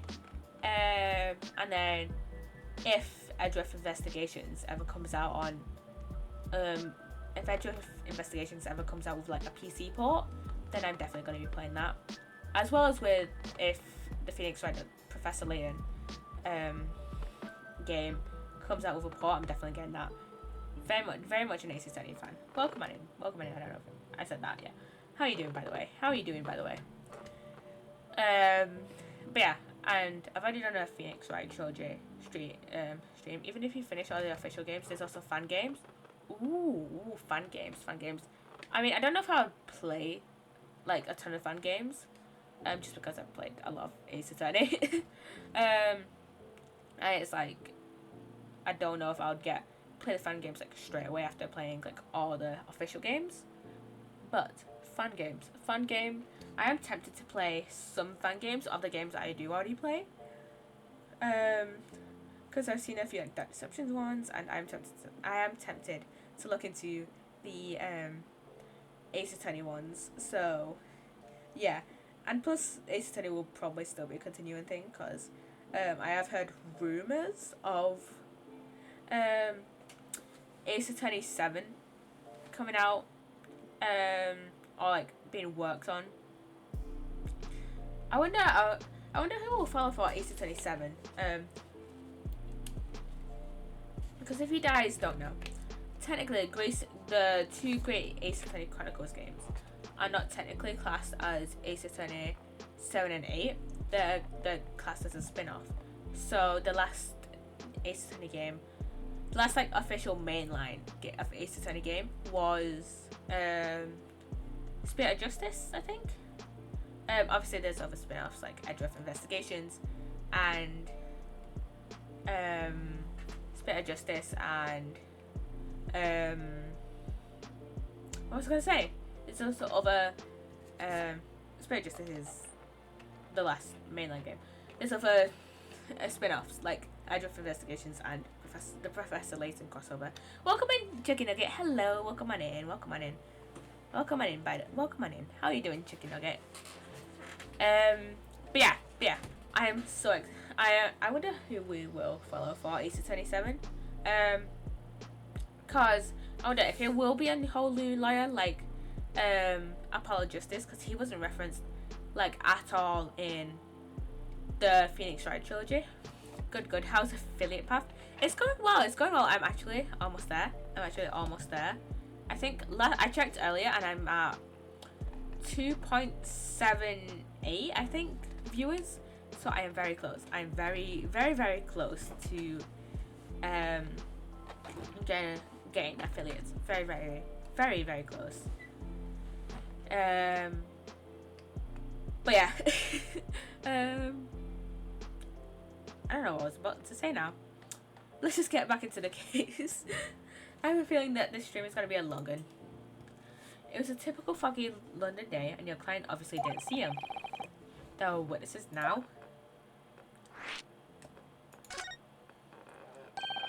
Who are these witnesses, Inspector? A fella and his wife. And the man's one of the most reliable and respected citizens in all of London. He's a copper from Scotland Yard. Oh! At a policeman? Don't get into some timers. That might change things, and I need to take my phone off charge. And this policeman just happened to be there at the exact moment the woman was attacked. Nothing peculiar about that man. Part and parcel of being a Bobby, catching him banging the act and all that. Do you think it might be possible for us to ask that policeman a few questions? Be my guest. You can ask him what you like in court tomorrow. Thank you for the lurk, Chicken Nugget. Thank you for the lurk. Oh, I've no doubt he'll be summoned as a witness. So that'll give you something to look forward to. That's that then. He's got no intention of letting us meet the man beforehand, it seems. A policeman witnessed the incident. Oh god, oh shit. As your judicial assistant, I must warn you that this could make our job very difficult indeed. Yes, as a non-judicial assistant, I could have warned me of that too. Oh yes, one more thing, Inspector. What? The person who led you to the suspect. I heard that was Mr. Herlock Sholmes. What are you bringing him up for? Was it something I said? The colour has drained from his cheeks. Ooh, we can ask about Sholmes. We haven't even asked about tomorrow's trial yet. Who did you hear that name from? Oh, well, it was Mr. Natsume who mentioned it. He said that Mr. Sholmes was with the police when they entered his lodgings. I'm sure it was the result of one of Mr. Sholmes' inspirational great productions. Fiddle Faddle. Ah! that the man's an amateur, and I'm getting sick and tired of him showing his mug everywhere. Oh.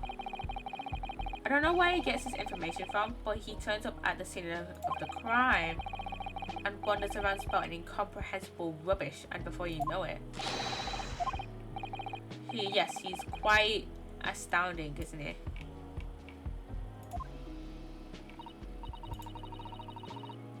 He is a great help to Scotland Yard though, isn't he? Gibble gabble. Ah! Ever seen this before? Oh yes, that's Rant's magazine. The wonderful publication in which the adventures of Sherlock Holmes appears. Yes, well, that wonderful publication, as you put it, sees fit to include several of the Yard's detectives in its stories, and the so-called Great Detective makes a mockery of all of us. If you ask anyone at the Yard, it's a misadventure to be included in any Sherlock Holmes tale at all. Yes, I suppose there is an element of that. We work our socks off, every one of us, only to be thumped by the public thanks to that obnoxious detective. The man's as dangerous to us as at Scotland Yard as he is to all of our criminals. That can't really be true, can it, Inspector? Clearly the Great Detective and the police have a complex relationship. Let's ask him about tomorrow's trial. That twitchy Japanese bloke goes on trial tomorrow. Are you going to defend him or not? Well, yes, we are. Makes no difference to me, but I will just say this.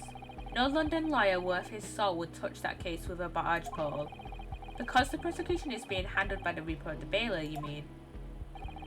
There's no way to save the man now. It's a waste of time trying.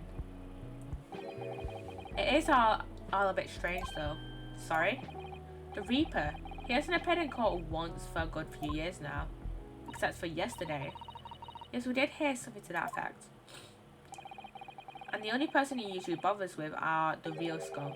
The master criminals. The violent ones. Master criminals? The violent ones? That's right. He handpicks his victims, only deals with those guaranteed to go to the gallows for their sins. But Mr. Natsume wouldn't hang for what he's accused of, surely. That's just my point, Sunshine. Yes, the one young woman was stabbed, but it didn't kill her. Couldn't even say the intent was there. So this isn't the sort of case I'd be expecting the Reaper to want to sink his teeth into, for want of a better phrase. Well, it's not exactly a minor infraction, is it? No, there's got to be more to it. Some reason he's taken an interest. Really? What sort of reason, Inspector? Do you think I can tell what's going on inside the head of that Lord of Darkness? You'll have to ask him yourself at tomorrow's trial. Are we really going to have to face the Reaper again? The Lord of Darkness, as he puts it.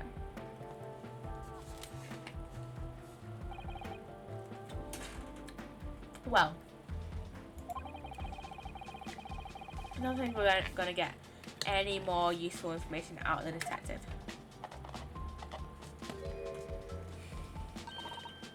Mr. Naruhodo, can I make a suggestion? Oh yes, what is it? Well, it seems to me that we must speak with him about this. By him, do you mean Mr. Sholmes? Yes, Mr. Sherlock Holmes, exactly. Look at those shining eyes. You can't wait, can you? Well, Mr. Natsume did blame Mr. Sholmes for all this, didn't he? Yes, he did. He really did. That makes him an involved party in the case. Are you just going to ignore that? I hope not. I assure you, it's not simply my selfish desire to meet with Mr. Sholmes again. The trouble is, we have no idea of the man's address even. It's Baker Street. How do you know that? It's in the stories, of course. 221B Baker Street, the most famous address in the world. Oh, I see. Well, there's nothing to stop us from going, I suppose. We'd better try to find our way out there before Psssttt-san gets any more excited and unpredictable. Hurrah! I'll summon a carriage. So we're to have a reunion already with the great detective, Mr. Sherlock Holmes. Let's examine this place a little bit. So what is Is there anything to examine? I want to examine the wood bike. Oh, a British bicycle. Look. Although the wheel is so misshapen, I'm sure it couldn't be possibly ridden anymore. Someone must have been doing some breakneck cycling. It seems bicycles have become extremely popular in London recently. There's even a movement to change women's dress to allow them to ride as well. The bicycle fad won't last. I don't see why anyone would want to ride something like that. Goodness, do you dislike bicycles? No, not at all. I mean, it's not that I dislike them entirely. It's just that any occupation that involves taking both your feet off firm ground seems reckless. If you'd ever tried walking on stilts and fallen into a river, I know you'd agree with me. We'll have to hire a bicycle sometime. You can sit behind me while I ride you around. That is it. Okay, I need to go get another drink. So, I'll be back in like a few. I'm not gonna switch to my break screen because I can't be asked. And I can't be asked playing words on streams. So, you're gonna have to deal with this screen of us with. I've already forgotten his name, the detective. So yeah, I'll be a minute.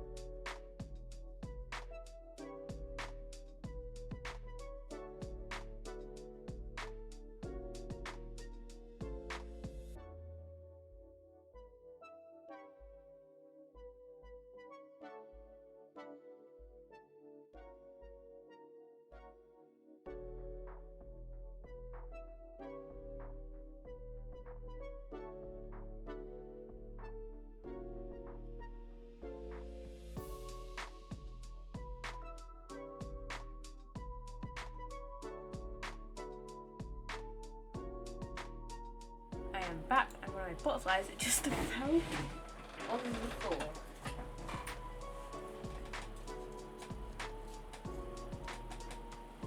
There we go. There we go. Okay, so I'm guessing now we have to move to Baker Street. A new location has been added. Sholmes is sweet.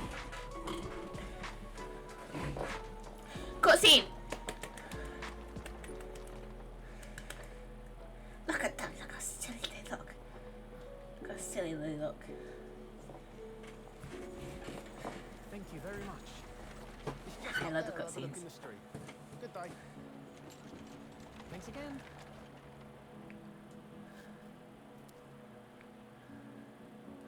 Oh god, I love the This cutscenes. is it. The residence of Mr. Herlock Sholmes. Why is he British? Why does he sound British?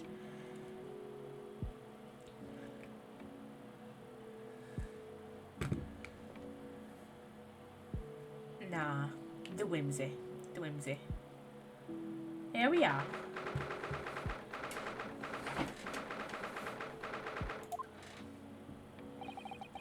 So this is where the great detective makes his living. It feels surreal to be here somehow. Susato? It is as described in the stories, Mrs. Sato.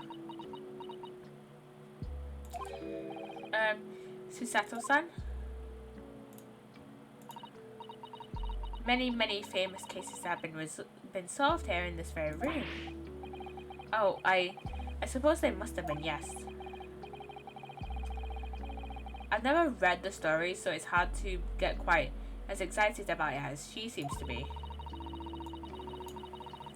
The detective chases the villain relentlessly as he disappears into the fog down an unlit London street. All the thrill of it, the romanticism. Can you feel your heart thumping in your chest? Can't you, Mr. Naruhodo? Oh, I suppose I can, yes. So if you don't mind,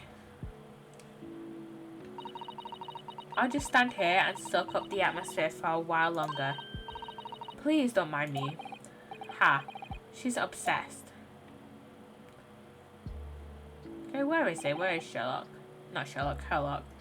Well, it looks like our detective friend isn't home at present. Excuse me, is anyone home? Is anybody home? Oh, do we have a visitor? Oh, it's Inge Wilson. Hello, is there a big new case for Mr. Sholmes? Hello. Wait, aren't you... Oh, how rude of me. I'll go and make some tea at once. I'm sure it's the same girl. Yeah, from the end of the last case. Mrs. Sato, did you see the girl who was just here? Oh yes. Isn't it truly extraordinary? To think that the King of Bohemia came to this very room to ask Mr. Sholmes to take on his case. The King of Bavaria? King Wilhelm Gottschalk, Sigismund von Ormstein, of course. Sorry, I'm drawing a blank. Forget the adventures of Sherlock Sholmes for a moment and look over there. The tea is brewed, and I have a freshly baked cake as well. Ah, it's you! I knew it. Susato-san recognizes her too. Ah, there you are. And taking that with you as well. I was looking forward to the trial run of my experimental smoke grenade launcher. Oh, good day to you. I'm, well, the inventor, I suppose, of that machine. It's the girl who turned up at the end of Mr. McGilded's trial in the defendant's antechamber. I've never met a lawyer from the Far East before. Poor you, having to get straight to work when you've only just arrived in London. Oh yes, it was challenging. Well, try this tea. It's my special blend, you know. Oh, thank you. Is tea supposed to look that colour? Oh my, what a fragrant yet mellow flavour. Hooray, it's a winner. I tried blending the different leaves designed to alleviate fatigue, you see. You must be exhausted after your long voyage here. And you have another ticklish trial tomorrow. Oh, and you're to defend the Japanese man. I do wish you lots and lots of luck. Did Mr. Sholmes tell you about us by any chance? Oh, you know Hurley, do you? Hurley? Mr. Sholmes to you, Shirley? Mr. Sholmes is a fellow passenger on the board that brought us to Great Britain, you see. Was he really? Well, I had no idea. I'm afraid Hurley's out on an errand again today, even though he's just returned from overseas. Wait a minute. We met this girl for the first time ever yesterday after the trial, and only briefly at that. How on earth does she know so much about us? Did she deduce all those things, do you think? And perhaps more to the point, why is she here in Mr. Sholmes' suite? Oh, silly me. I haven't introduced myself, have I?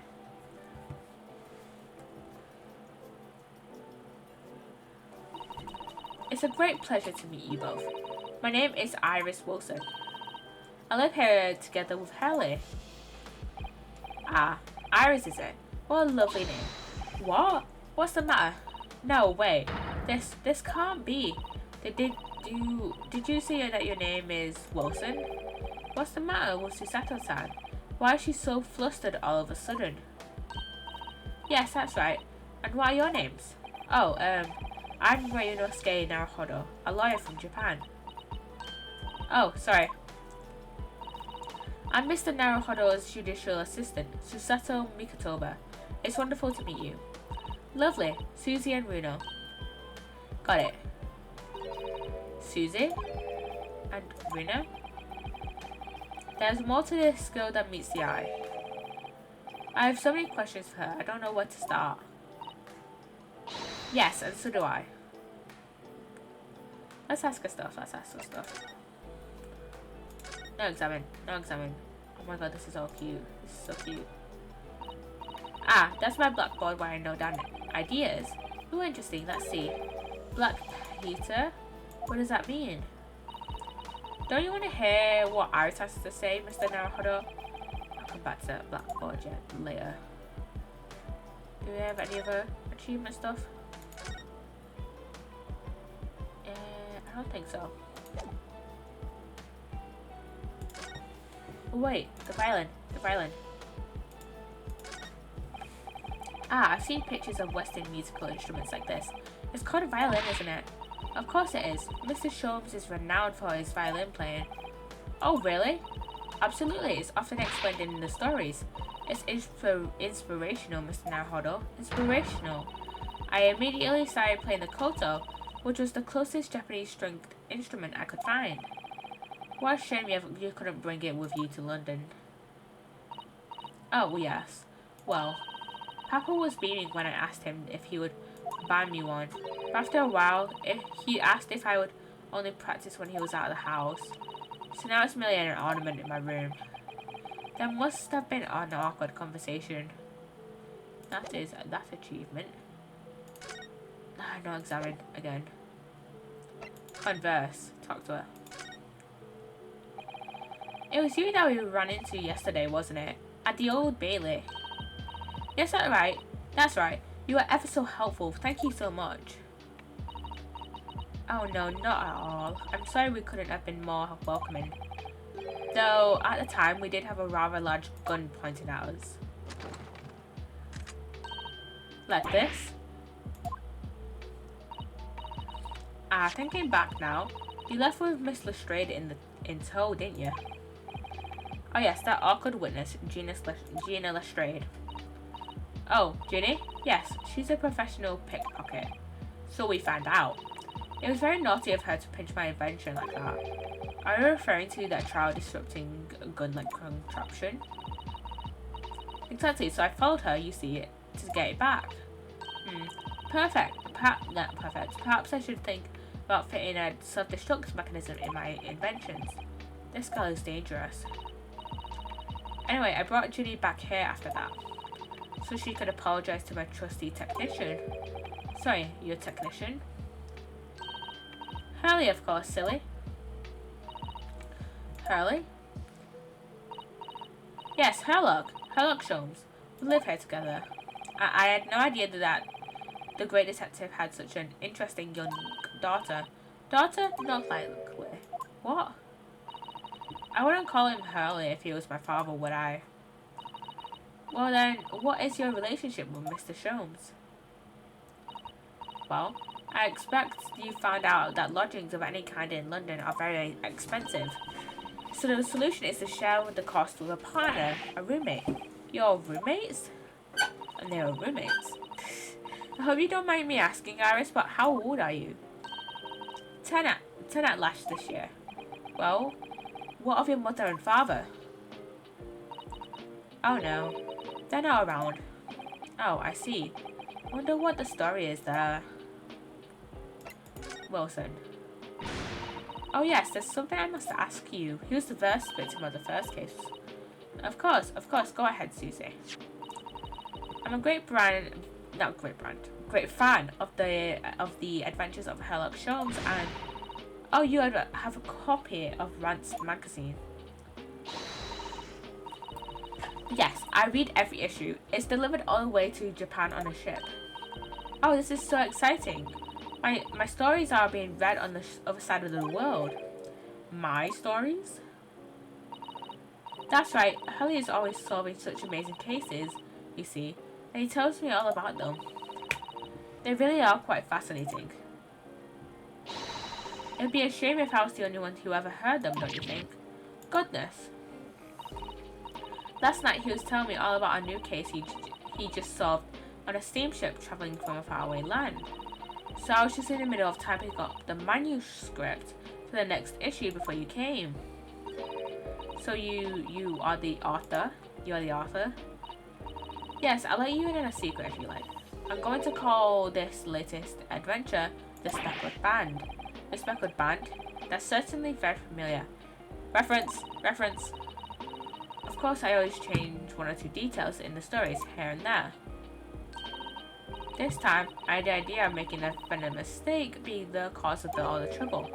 Oh, that was Mr. Sholmes' first thought as well, actually.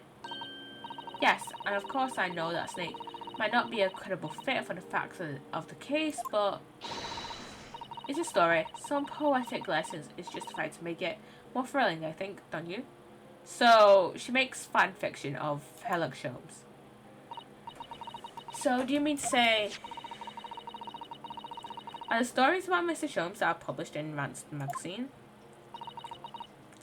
All written by me? Yes. On my wonderful and very modern typewriter. Yes, but all the stories I've ever read are written by a doctor of medicine, Dr. John H. Wilson. So Sato-san's getting more and more worked up. Ah, yes. That's me. I mean, my name really is Wilson. But what about the doctor of medicine part? That's all true too. I am a doctor of medicine. No, at 10 years old? At 10 years old? Well, that's quite incredible. But Dr. Wilson is an English gentleman. Ah, yes. I did alter the setting slightly for the stories to be more compelling. Oh. Well, it sounds a little strange, doesn't it? A great detective with a 10-year-old girl in tow.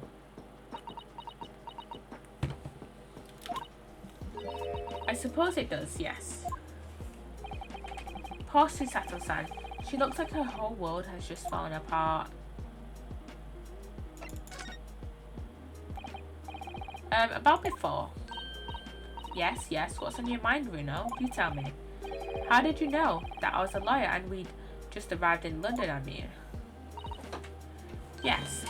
Oh, now we have a difficult trial tomorrow. How did you know all that? Oh, that's what you mean. Please, tell us how you did it. Explain every detail. Of course, I'd be delighted. Although there's really no mystery. Now, let's begin. Iris Wilson is proud to present her logic and reasoning spectacular. First of all, I knew already that you are a lawyer, Bruno. After all, I met you yesterday at the Old Bailey in the defendant's antechamber. But you also said that we'd only just arrived in London. How did you know that? I observed a passport and travel ticket protruding from your breast pocket. Oh, so I was reasonably confident that you must have only just arrived in the country. And on top of that, you accepted a case against that particular prosecutor, telling me you're unaware of London's court affairs. The Reaper of the Bailey? I walked right into that one, didn't I? Then I noticed a red ink stamp on the back of Susie's hand. You were given that when you when you visited the local prison to meet with a suspect, weren't you? Earlier today. Ah. They use those stamps to keep a close eye on comings and goings, you see. I didn't realise. And the red stamp is only used for people visiting foreign inmates. So that told me that even though you had only yesterday concluded the trial of Magnus Begilded. The two of you had already had cause to visit a foreign inmate at our local prison. However, neither of you was wearing a particularly sad expression on your face, so I concluded that the prisoner wasn't likely to be a friend or relative. That led me to believe that you must have accepted a new case. I see. But how could you have known that the trial is tomorrow? Well, having barely been home a few hours yesterday, Hurley solved yet another case. It obviously amused him. He told me that he caught a Japanese man who was bald and trembling. A Japanese man? Well, clearly that must have been Mr. Natsume. Now, Runo has that fancy Japanese sword. And I think your outfit is called a kimono, isn't it, Susie? Well, anyway, it was clear that you both come from Japan yourselves. So I put two and two together and decided you must be defending the Japanese man Hurley caught. And there was only one conclusion that those facts could lead me to. You both came here to ask Hurley about the case. Boom. There's a note on the mantelpiece that says the man's trial will be tomorrow. Hurley is always stabbing his notes with a knife, so, you know, he is silly. And that's all there was to it, really. Thank you for listening. I'm Iris Wilson, and that was one of my great deductions.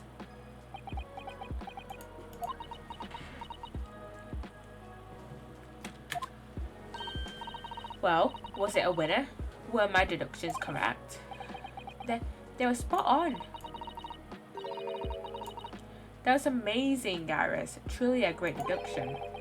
You even managed to ascertain something of Mr. Sholmes' delivery. Oh well, I was just copying Hurley's style for that. This is really good, very good news. You could tell us all about the case involving the Japanese man. You will, won't you? Iris, please.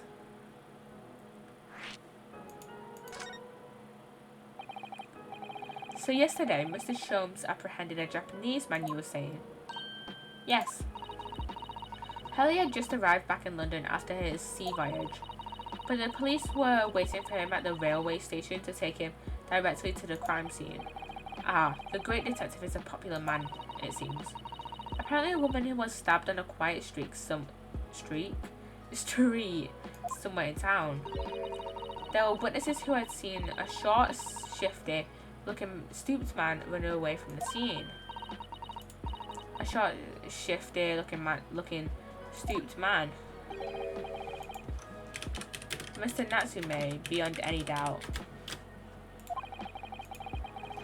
So Seki-san said he didn't see anybody else on the street at all.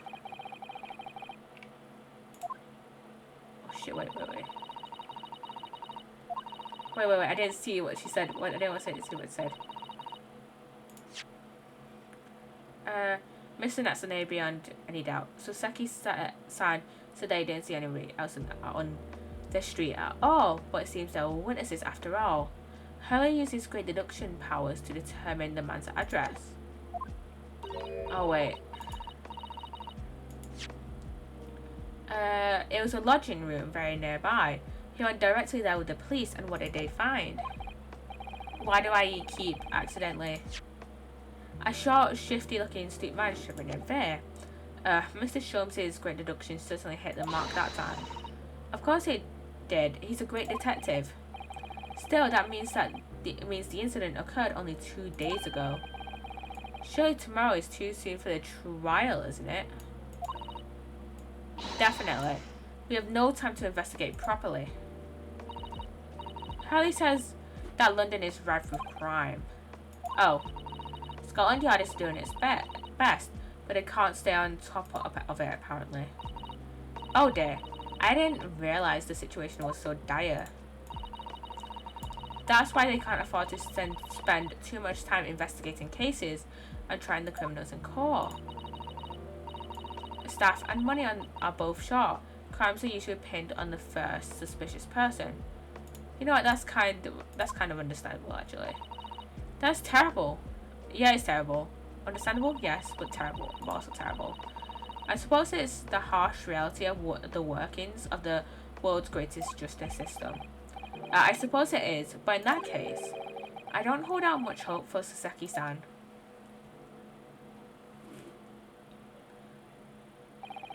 Thank you for answering so many of our questions, Iris. This has been very informative. Oh, you're most welcome. I've had so much fun. Do you happen to know where Mr. Sholmes is at the moment? As you guessed, we'd like to ask him some questions about this case as well. Ah well, I expect Hurley is still investigating the scene. Of the case involving Mr. Natsume, you mean? Yes, Mr. Nuts. Oh, May? Oh, Natsume? Hurley said he was going to the man's lodgings. If you leave now, you'll probably catch him there. Iris, do you know where those lodgings are? Well, I imagine the police are still investigating the scene of the crime themselves, aren't they? Did you happen to come across a detective by the name of Gregson when you were there?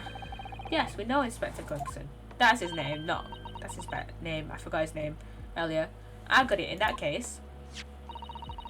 Give Gregsy this from me, would you? If you do that, I'm sure he'll tell you what you want to know. What is it? A 5-shilling piece and a postcard, it seems.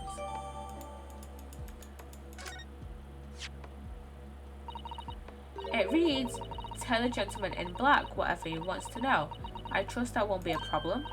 Gosh, this will make the inspector help us, will it? Well, thank you, Iris. We'll give it a try.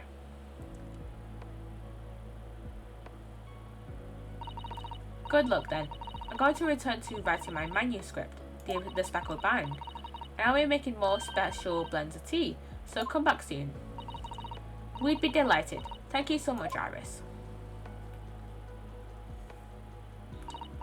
Well, Mr. Naruhodo, it's back to the scene of the crime. Back to the scene of the crime we go. So, somewhat dubious that they would exert any influence over the men of Scotland Yard at all. We headed back to the scene with Iris's curious note and one of the world's heaviest silver coins in hand. To be continued. We still have the second half of the not the trial, the investigation. We still have the second half of the investigation to get through. So, yeah. Investigation part 2, and then we'll do the trial on Sunday. I am going to get another drink. I shall be back in a few minutes.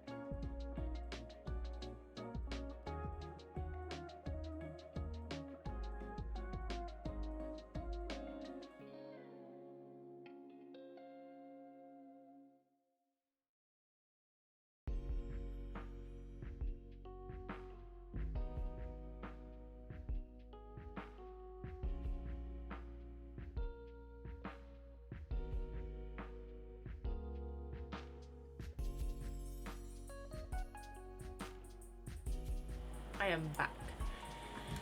I'm gonna put my headphones on the floor. Cause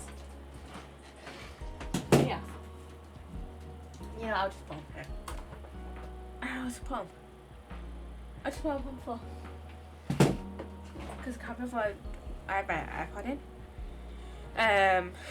To monitor my stream, I'll put my other iPod in.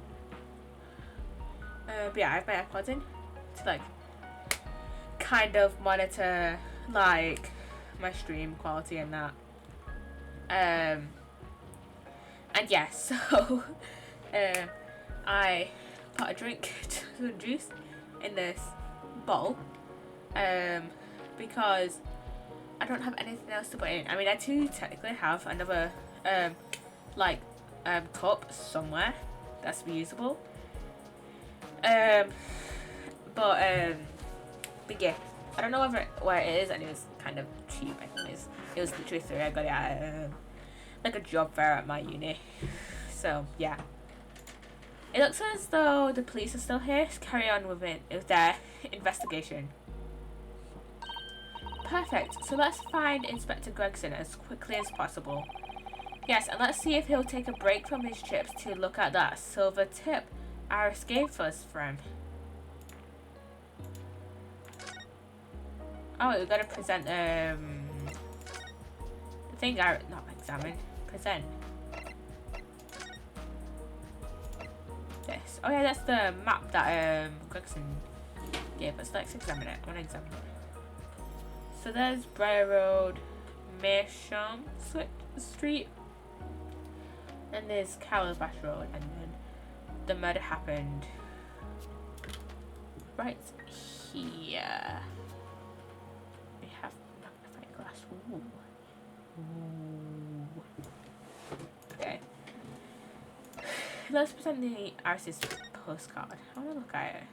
So, tell the gentleman in black whatever he wants to know. I trust that won't be a problem, from Iris, and 5 shillings. How much is 5 shillings? 5 shillings in pounds. Not Kenyan shillings. 5 shillings in pounds today. Wait. 5 shillings in 1892 today. What's a shilling? Wait. Value of 1 shilling. 6 pence. So that would be 35 pence. Let's present this. Inspector Gregson, do you have a moment? I'm sorry to say I don't. I'm a very busy man. Much too busy to talk to a pair of foreign gadabouts, that's for sure. We have these for you. A present from Miss Iris Wilson. What? For me? From her ladyship? Her ladyship? Give that here. At once. Come here, hand it over. That's for me. Don't wait for me to give it to you, will you?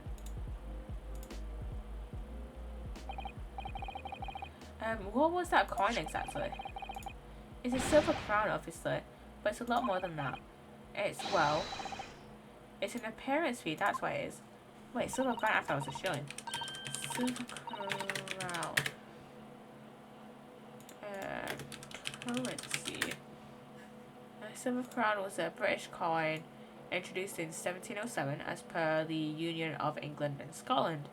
This new British crown coin combined the pre-existing English crown and the Scottish dollar and was worth 5 shillings. I was correct, it was 5 shillings then. Oh, I see, you mean... That's right, for the adventures of Sherlock Holmes. Her ladyship always offers me a little financial reward for featuring me every time. Yes, of course, I know all about your exploits, Inspector. I read them avidly. Of course, but using my name without my say-so does make me the butt of a lot of unpleasant jokes, but still.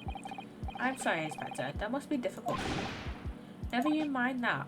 So, what do you want to know then, eh? Sorry? Tell the gentleman in black whatever he wants to know. Which was that won't be a problem, it says. Well, obviously it's not a problem. Go on, far away. What do you want to know? Well, if you wouldn't mind, Inspector, we'd very much like to know the address of Mr. Natsume's lodgings. Ah, the little knife-wielding mustached Japanese fella. He lives in a right old hovel. It's just over there, look.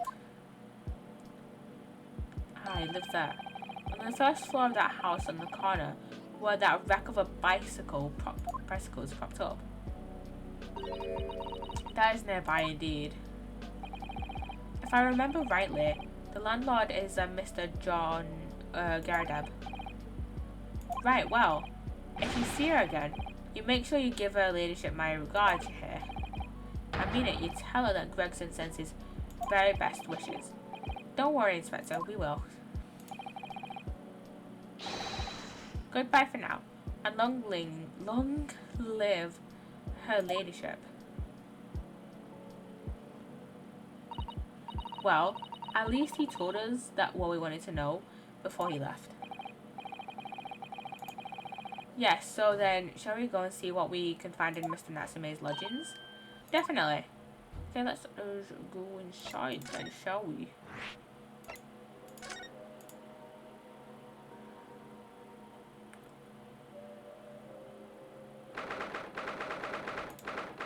Ooh, fancy. May I help you? Ah yes, would this be the residence of Mr. John Gardab? Indeed it would be, sir. And who may I say is calling? My name is Ryunosuke Naruhodo. I am... Mr. Naruhodo is representing Mr. Sosafi Natsume. I believe he takes lodgings here. We would very much like to ask him some questions about our client. One moment, please. I shall convey the message to Mr. Gardab.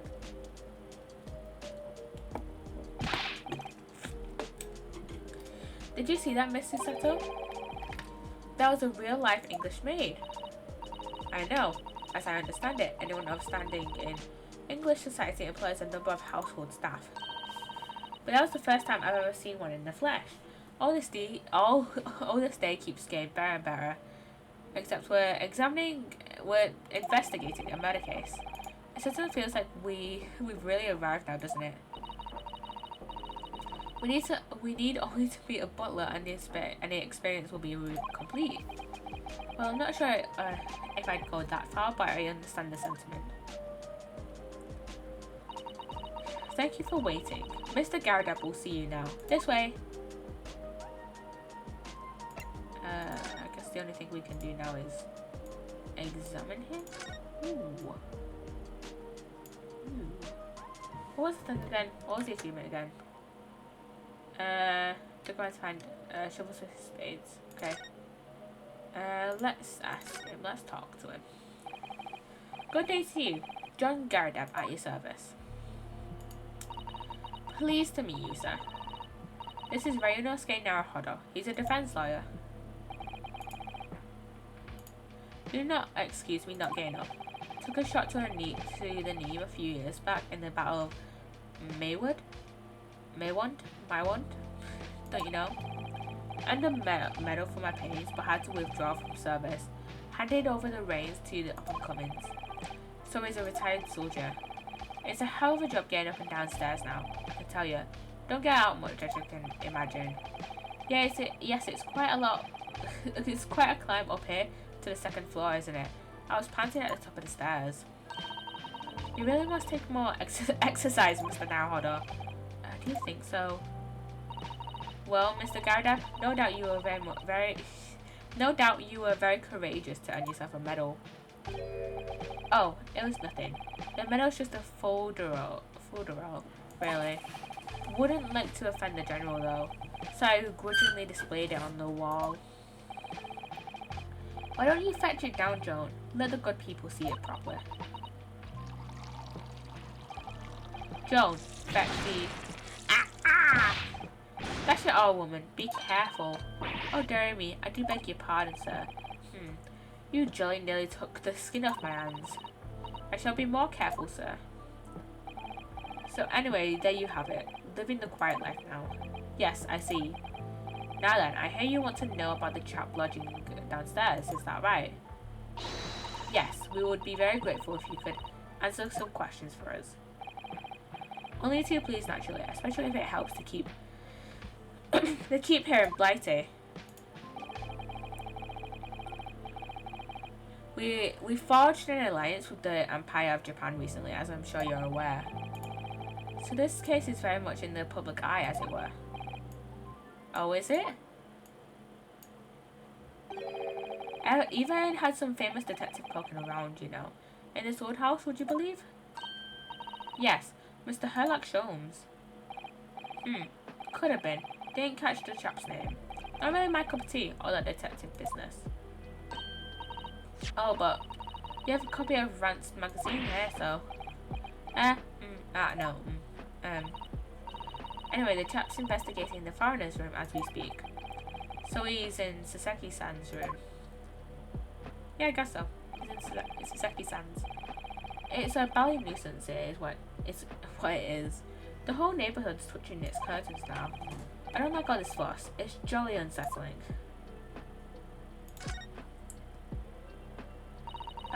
Let's ask about Mr. Natsume.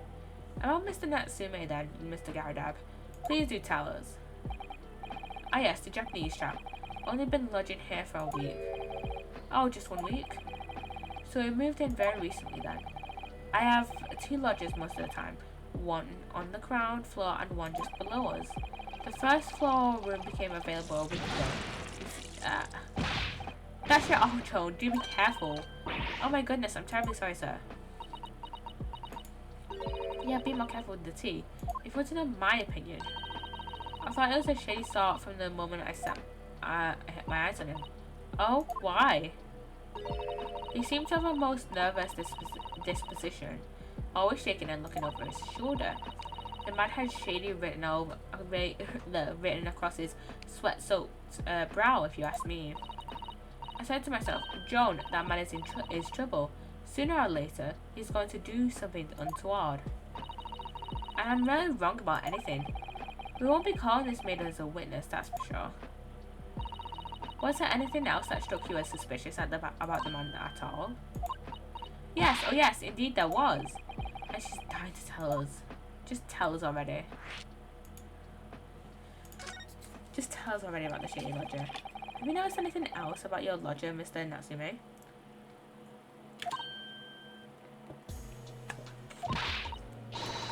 Oh my word, yes. The man was shadier than an orchid. Not orchid. Orchard. Could you elaborate? Well, take the man's room. Absolutely stuffed full of books it is. More than anyone could ever read. And he never so much as passes the time of day with another living soul. I haven't seen a single visitor call. He just trots off to that old bookshop every single day. And comes back to 5 to light the gas fire. And the funny little man is up past the time everyone else in the house has gone to bed too. Oh, I see. The gentleman on the ground floor goes to bed at around 9 each night. But I've never known that Japanese fellow to retire any earlier than 2 in the morning. Jesus Christ.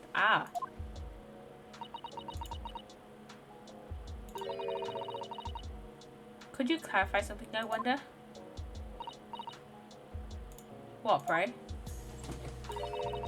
How do you know so much about Mr. Natsume's routine? Oh. I understood that neither of the lodgers live on this floor of the house. Is that correct? That's right, yes. They're both below us, on the first floor and street level. Then, how is it that you know so much about the lives of your lodgers? The precise times that they come back in the evening, for example. Even the times they go to bed. Yeah, how do you know that? That's a bit weird. Good grief, Joan. Be more careful, woman. Oh my goodness, sir. I'm terribly sorry, sir. My God, let a woman make mistakes. Oh my God. Something doesn't add up here.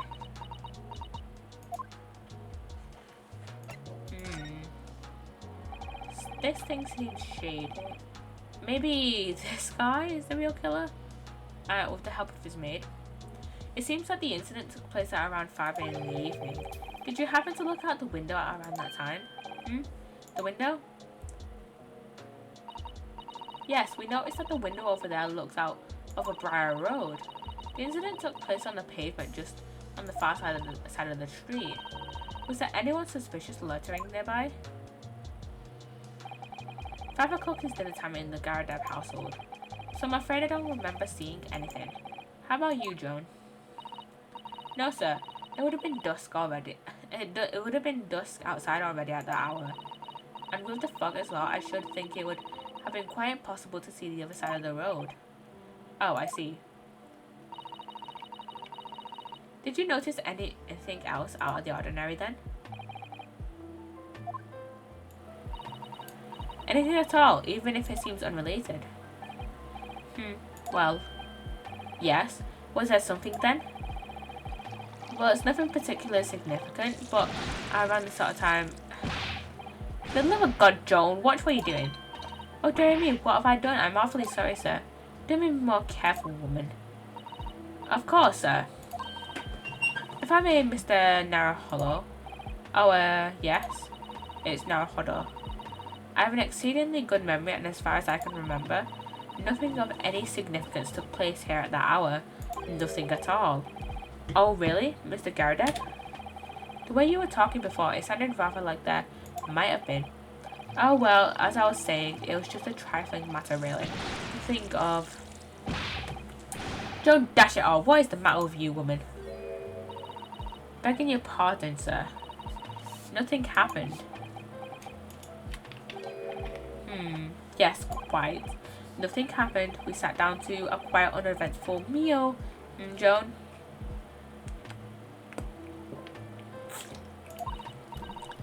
That's right, Mr. Garda.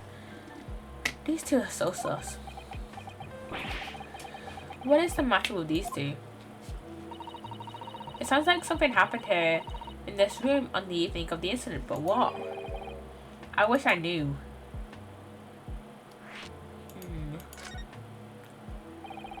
Could you tell us which floor Mr. Natsume's room is on? Why, certainly. Just below us on the first floor. And Mr. Sholmes is investigating there even as we speak? Yes. Told me Natsume had asked him to look into the matter, so I gave him the key. Mr. Natsume has engaged in Mr. Sholmes' services? That's a blatant lie. Would it be alright if we also had a look around in Mr. Natsume's room, I mean? Don't see why now. Why not? It's just down one flight of stairs. Who knows if we'll find anything that could help us with the case, but we have to try. We need all the clues we can lay our hands on, shall we? Yes, and while we're there, we can speak with Mr. Sholmes again. Perhaps he'll be able to tell us more. Let us go to Mr. Natsume's room then. New location has been added. Wait, what was downstairs then? We have... Because the last one before the Garadeb's room is Sholmes' suite. So, what's on the ground floor? I guess unless it's the other person's room of whoever else runs it. Oh my god, that is a lot of books. What? Just look at this place. Oh my god, it's a little cat! And smell it, it's so musty in here. I suppose it's the mountains of old books that are responsible for that.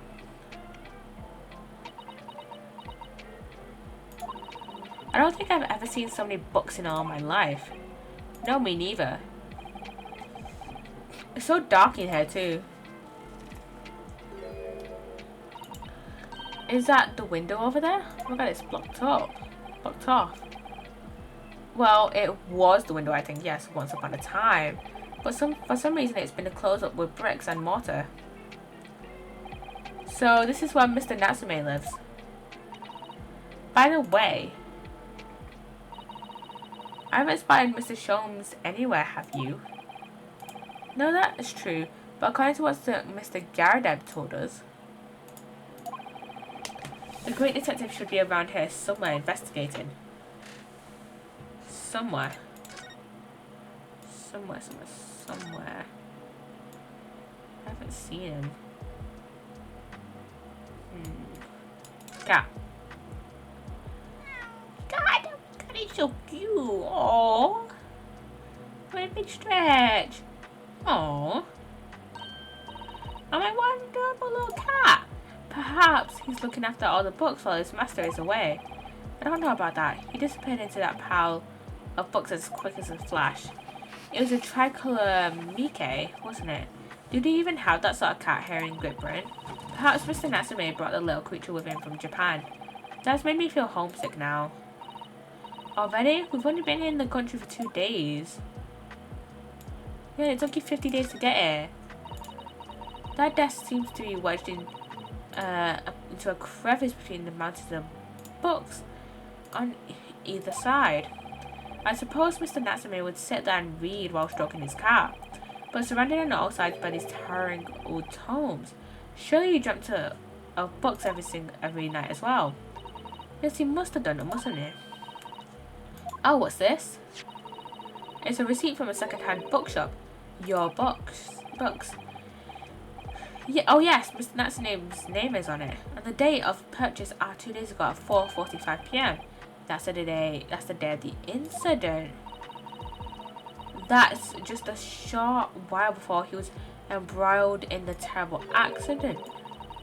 He must have been on his way from buying some old books. Yeah, he must have been. He definitely must have been.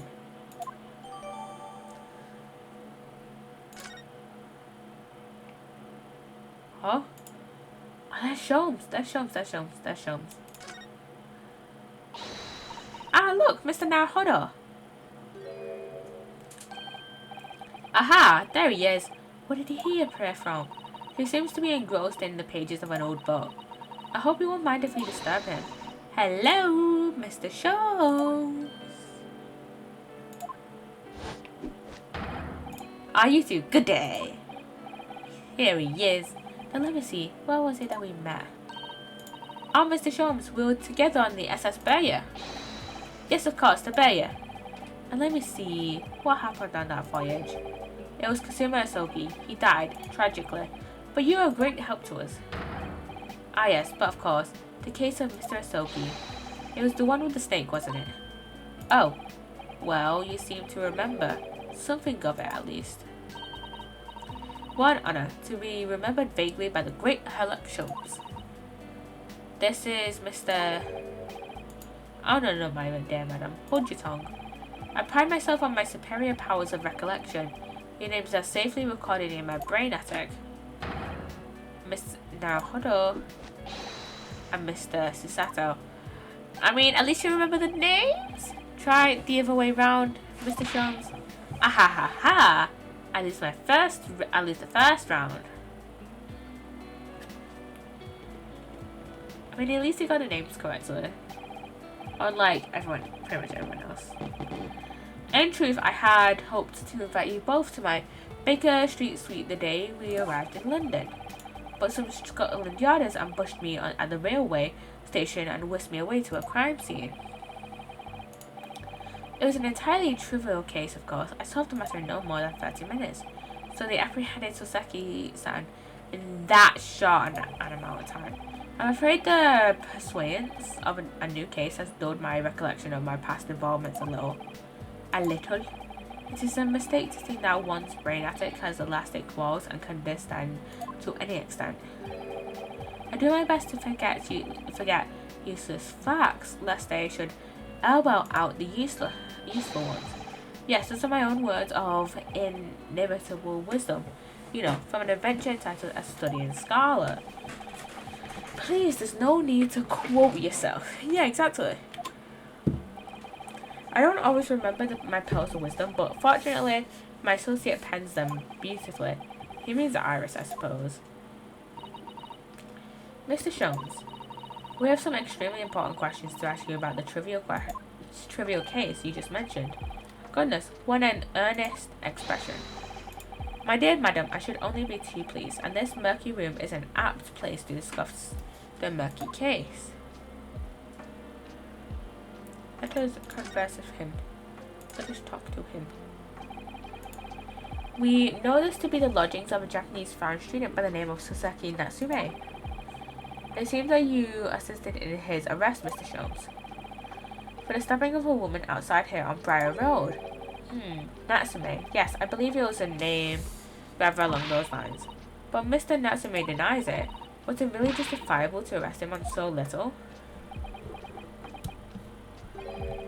I'm sorry, Miss Susato, but I have not the slightest idea what you mean. What? I can't believe he was looking Susato-san squarely in the eye while feigning ignorance. I assure you I am not merely feigning ignorance. It appears as if the pair of you are under some misapprehension.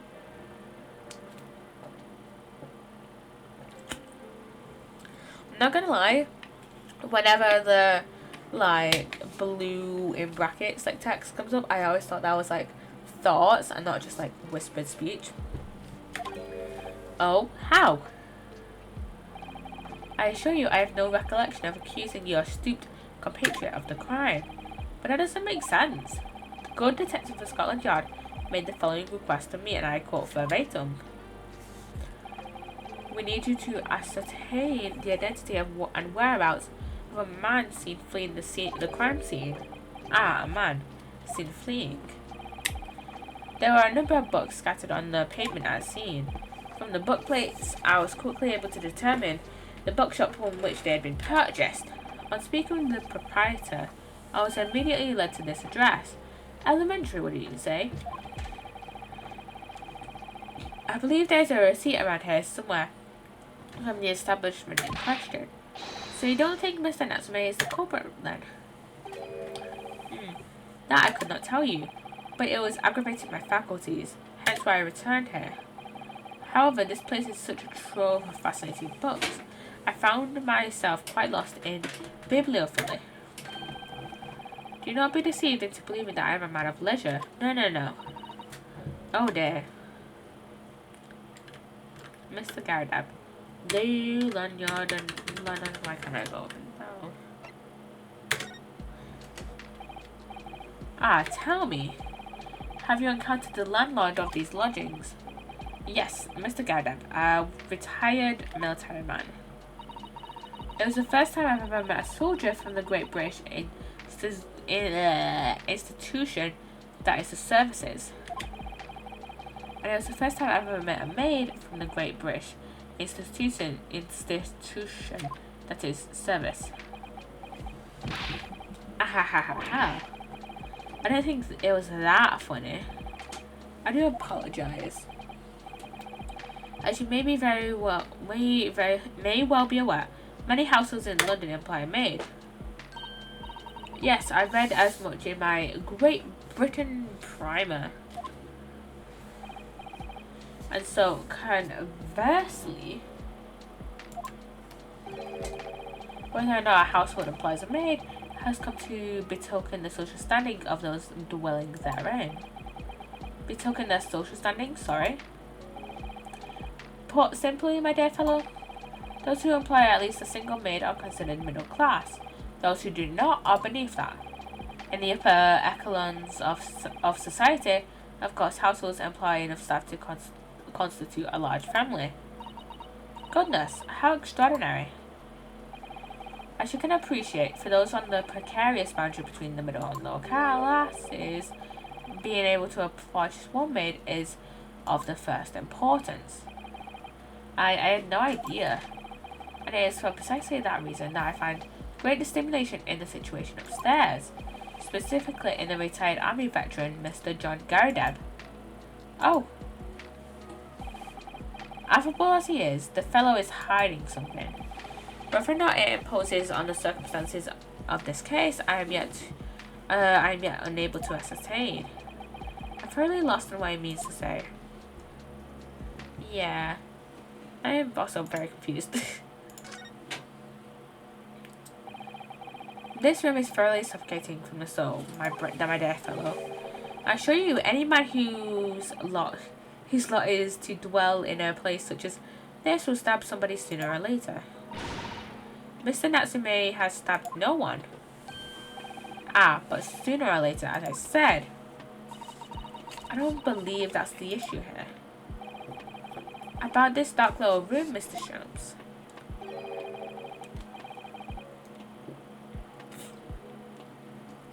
Why is that no longer a window? Do you have any idea? No window? Well, I mean, I can clearly see that there is a window of sorts. But it's been completely blocked with bricks. I see. The answer to that question is quite simple. Window tax. Window tax? What is that? Surely, not a tax on windows? Precisely that. Oh my goodness. Until relatively recently, a tax was levied on households in this country by the above their windows. Those of lesser means, having inherited sizable and costly family homes, perhaps rapidly closed windows up, while the rich opened windows here, there, and everywhere. Yes, I'm gonna try like this. In an effort to curry favour with those in power by furnishing them with large sums of money or tax money. How awful and unjust, forcing people to live in rooms divided light. Indeed, disease was rife as a result. Some 40 years ago, or thereabouts, the window tax was abolished. But its legacy remains, as you can see, in squalid lodgings such as these, for example. I suppose Mr. Natsume's stipend for living here in London isn't very generous perhaps. It would appear so. I've done a little digging and discovered that these lodgings were offered to an extraordinarily low price because the room is so awful, I should think. Apparently, Mr. Natsume only moved in here about 1 week ago. Yes, that's correct. However, I don't believe the low rent is explained by the shabby nature of the accommodation. Oh. Still, that is of little relevance here. A matter not worthy of further attention. Are you sure? I'm curious now.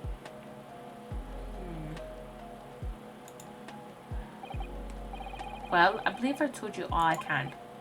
Thank you, Mr. Sholmes. Ah yes, Mr. Naruhodo. Was it not your intention to become a practitioner of law? You remember that, did you?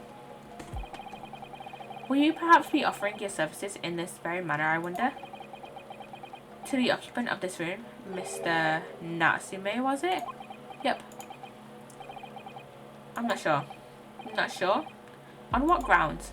Well, I actually defended someone in court here only yesterday.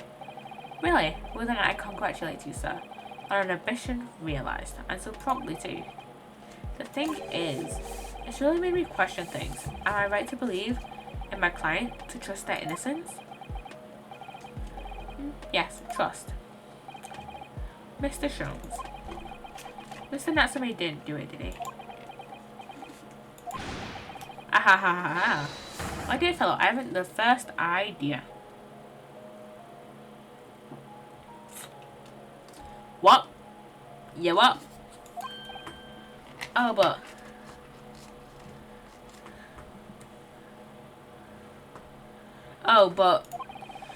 I thought that's why you were here. Didn't you come back to investigate? Ah, yes. That was indeed my initial intention. But there are simply too many fascinating books here. I couldn't possibly ignore them. Oh, I see.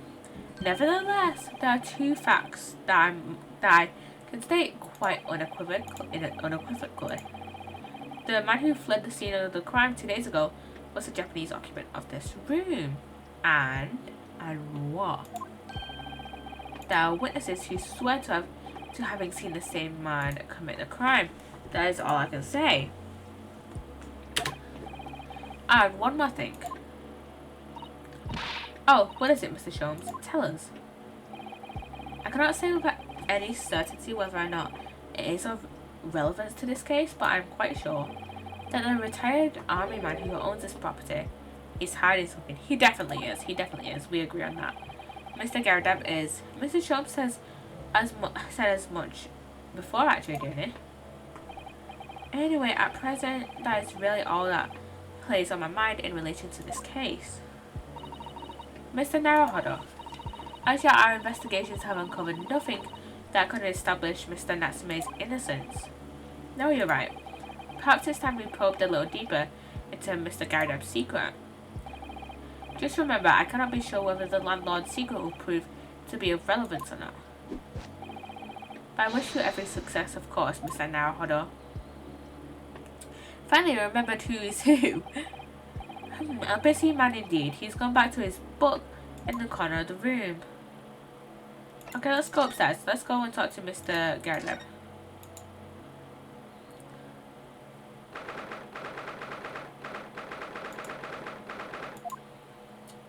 Here he is. Are you Per again? Tell me, was the detective chap, I forgot his name, still hard at work down there? Mr. Herlock Sholmes? Ah, yes, it rings a vague bell.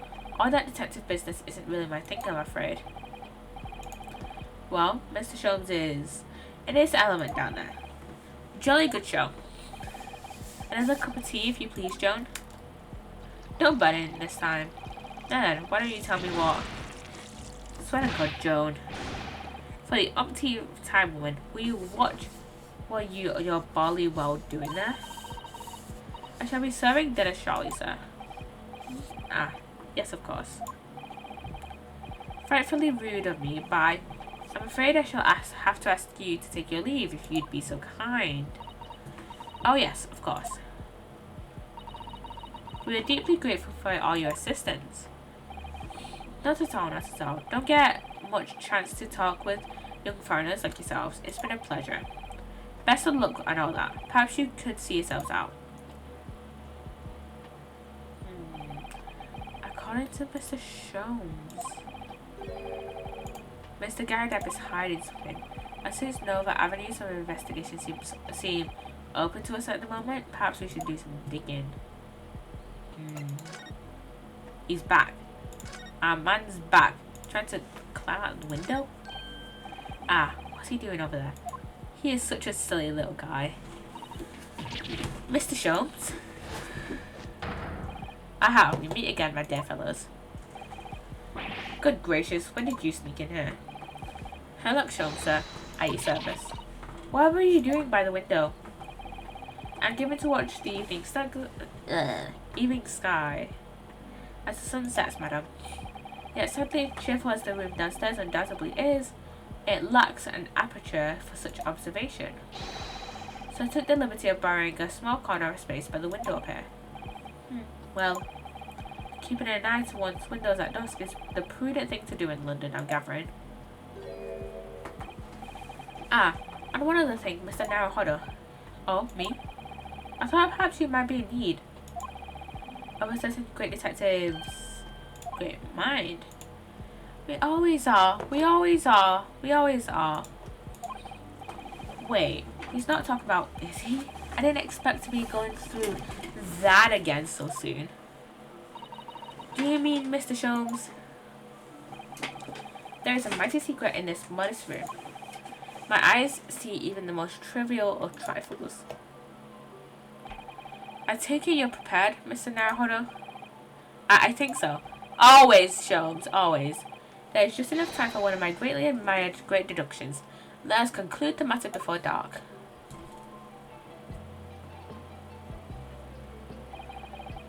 Mr. Garadeb, though it would seem you are a military man of considerable distinguished service, your standing as a landlord is most certainly not what one might call first rate. I'm afraid, sir, that is all too clear to me. There are two conclusions I've been able to draw by careful observations of your living arrangements. I beg your pardon? The first is that even as we speak, you are concealing the presence of a ferocious beast in your care. Eh? And the second is that as a result of the beast's violent rampage, you have lost something very dear to you. Mr. Naruhodo, look. The old man's broken out in a cold swear. Unbelievably, it seems Mr. Sholmes' conclusions are both spot on. How? How could you possibly... How could I possibly know? You mean to acquire? The answer could be simpler, sir. For in the dense jungle of logic and reasoning, I am the king of beasts. And I know only too well that wild beasts are not easily tamed. So, shall we begin? Once again, Sherlock Holmes is proud to present his logic and reasoning spectacular, like Iris showed us earlier. The great introduction to the game is afoot. Topic 1. Nature of the beast. It certainly shouldn't take a great detective to see that fearsome beast has been on the rampage of late within these four walls. Thus we are faced with the question, what form might this beast take? For a man with a military breeding, your eyes are uncomfortably candid. Uncommonly even. No, comfortably. Your furtive glance, Mr. Gardak, leads us directly to the answer. The true nature of the beast that has run rampage here is revealed by that lion statue. Yes, though an army man, you appear unimposing at best. A fact that has fueled your admiration for the lion, the king of beasts. What is this piffle, I ask you? In the end, your admiration became so great, in fact, that you had a living, breathing specimen shipped from India, which you tried to keep in this very house. What?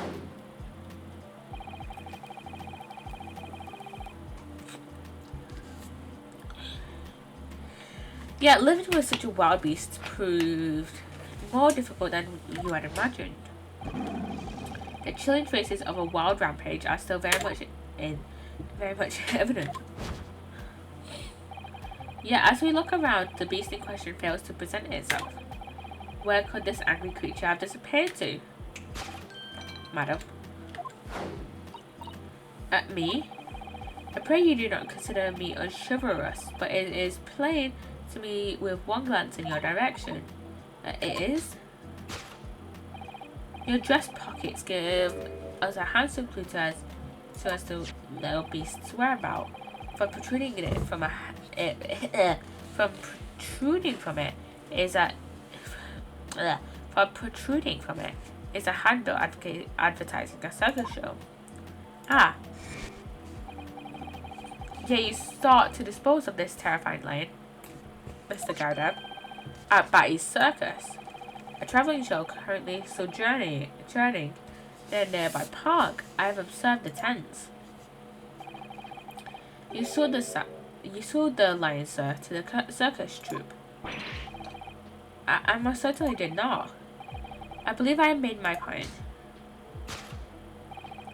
The fearsome beast which ran amok in this room was an Indian lion, and a simple visit to the circus now will reveal the lion prancing jubilantly through a ring of fire.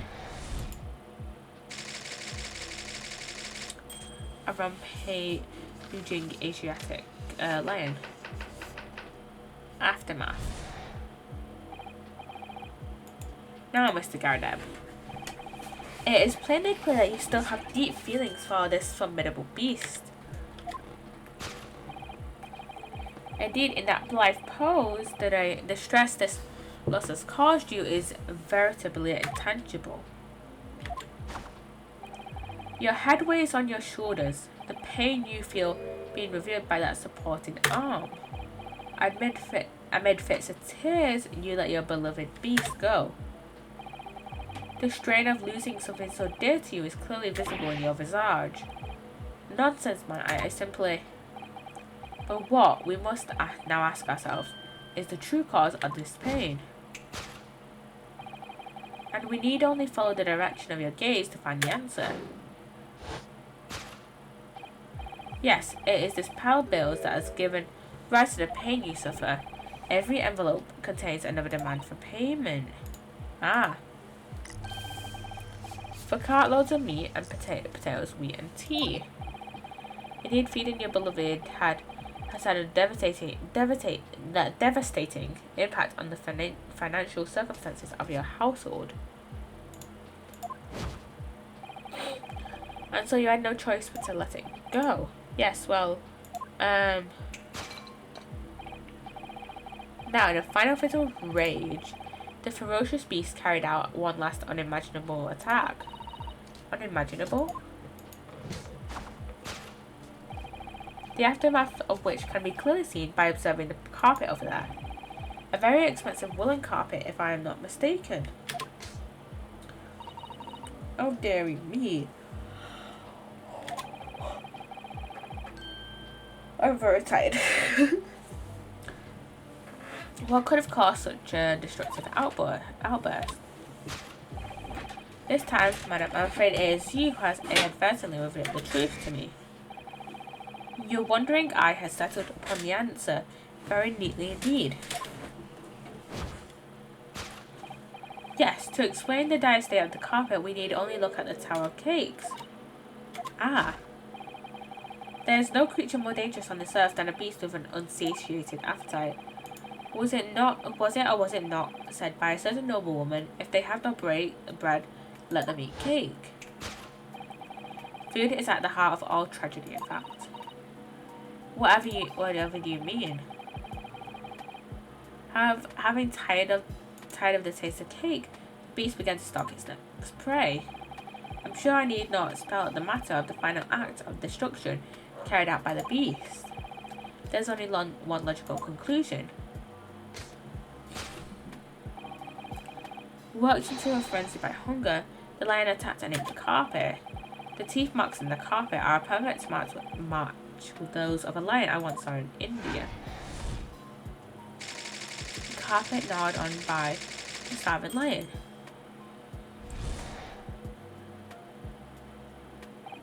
Thus concludes Sherlock Holmes' great deduction of this beastly puzzle.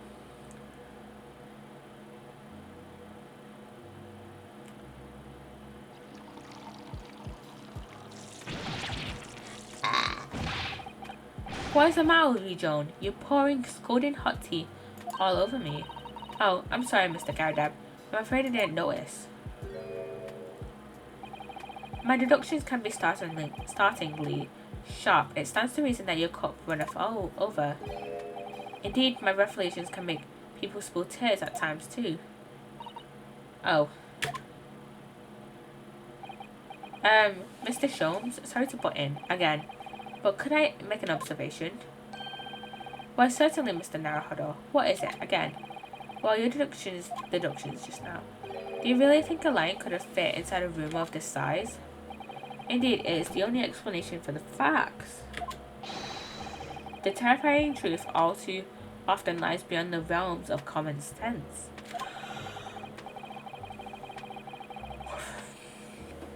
But wouldn't it be an idea to consider what lies inside the realms of common sense as well?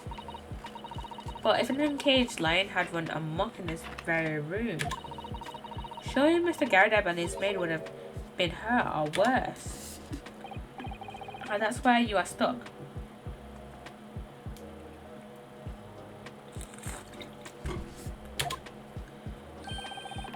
No doubt the former military man held his own against the beast using that large cannon. Tony said that they sold the lion to a circus. And what about the food? Meat and potatoes are one thing. But I don't believe I've ever heard of a lion that drinks tea. Me neither. I mean, my dogs drink tea, but whatever.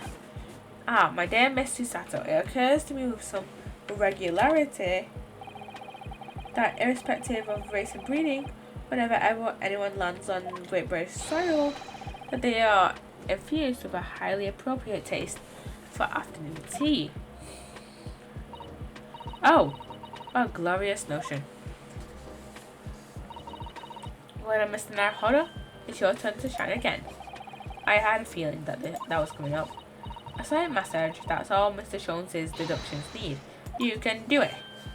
Excellent. I've been waiting for my trusty partner in deduction to step forward, Mr. Naruhodo.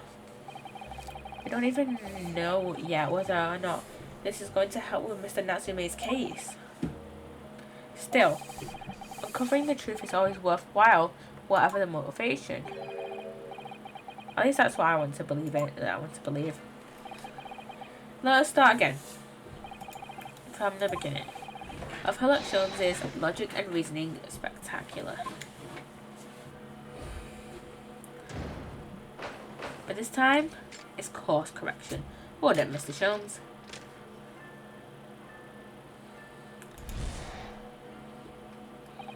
It certainly shouldn't take a great detective to see.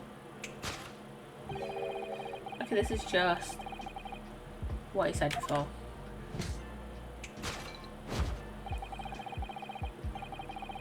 What form might the beast take?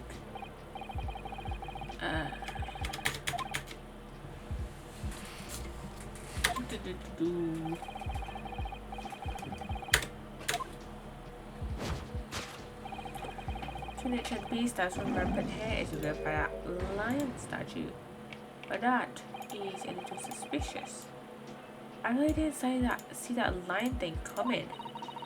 No, but if you observe Mr. Gardepp's reaction, it rather seems as though some beast did indeed run amok here in this room. Yes, something with a very fierce nature. But it couldn't have been a lion transported from India. So what was it then? We must follow Mr. Gardepp's days. This will lead us to the true answer.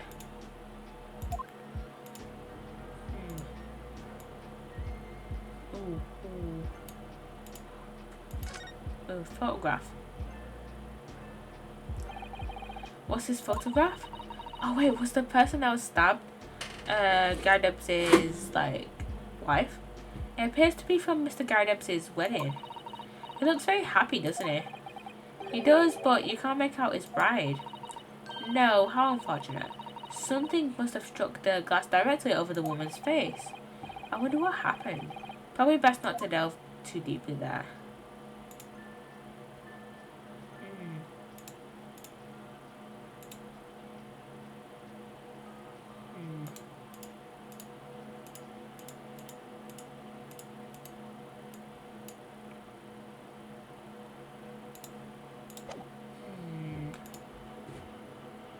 What's that?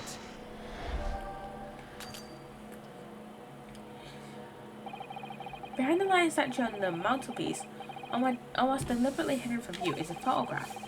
Though I have yet to examine it in detail, I can assure you that it holds the answer. Because I'm employing an extremely advanced detection technique called jumping to conclusions, you see. What precisely was your intention with that, Mr. Naruhodo? Just following the natural progression of the deduction. Sometimes the truth hurts. When the truth is, you do not have a time for observation or deduction. Does that hurt? Yes, a lot. Yep.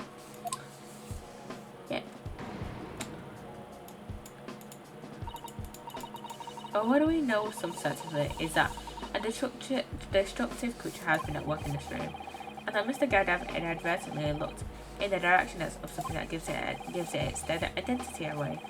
Yes, if we investigate thoroughly enough, we ought to find the answer. What did Mr. Gardepp tend to look at? It's here somewhere. We need to find it. Okay.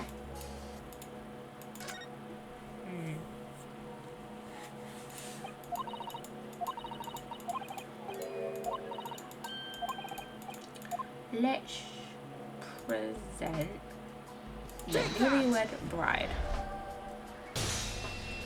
Boom. The true nature of the beast that has run rampant here is revealed by that newlywed bride. Precisely, Mr. Naruhodo. No other explanation could possibly fit. Yes, this frame print pictures your wife, Mr. Gardepp. And while we lament on the fact that her face is obscured, we can still make out her mighty arms and note the considerable horsepower they must contain.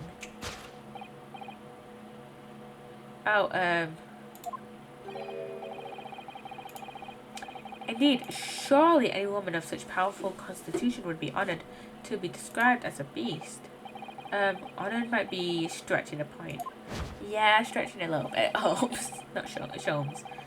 Too late. The fact remains that the brief, which so clearly this room, was your wife, Mr. Garda.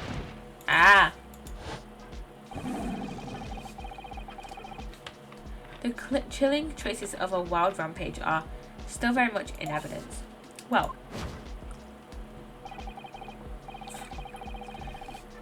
yeah, as we look around, the beast in question fails to present itself.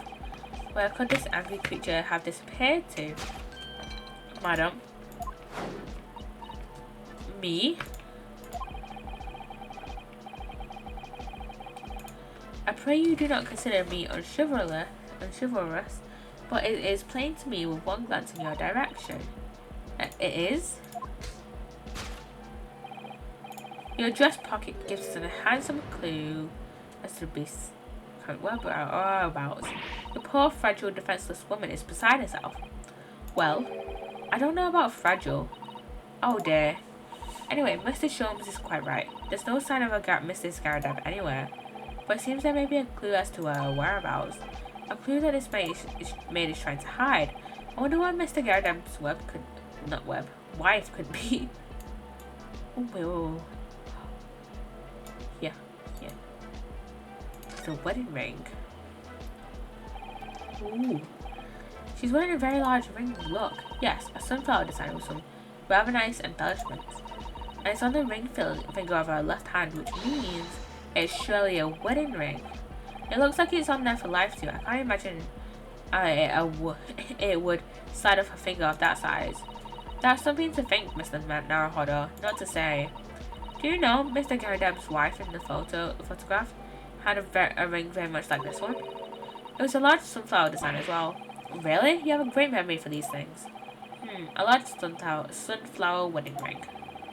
It's quite a coincidence that they have the same ring, isn't it? Let's present it.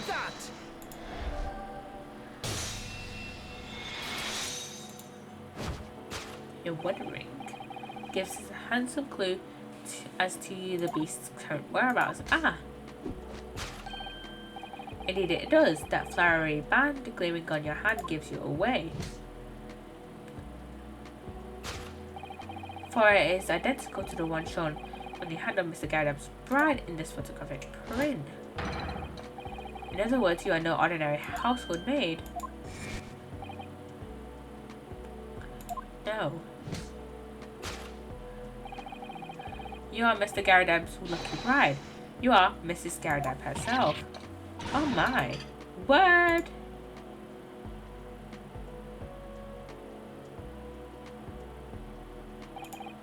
Well, surely fine detective, sir.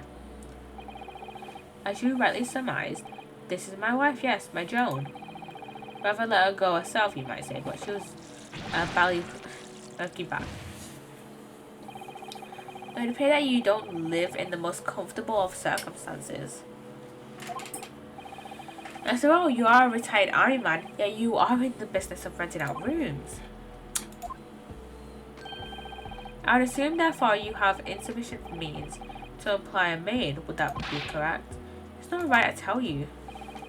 I was second lieutenant of the 3rd Regiment.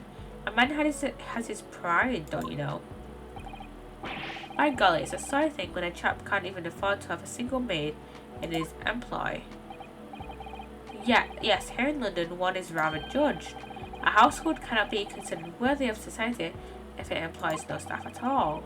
Though in my considerable opinion, such concerns about appearances are such a folly. You mean Mr. Garda has his wife work as his maid? Precisely. Am I right, Mr. Garda? Ooh, only in company, obviously. But listen here. This must remain a secret. Tip-top secret, please. Conclusion.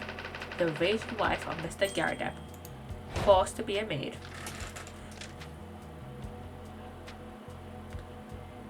Well, we can obviously tell it's not Northern Lion.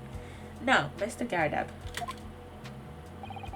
It is plainly clear that you still have deep feelings for this formidable beast. Indeed, In that life post, the distress this loss has caused you is veritably tangible.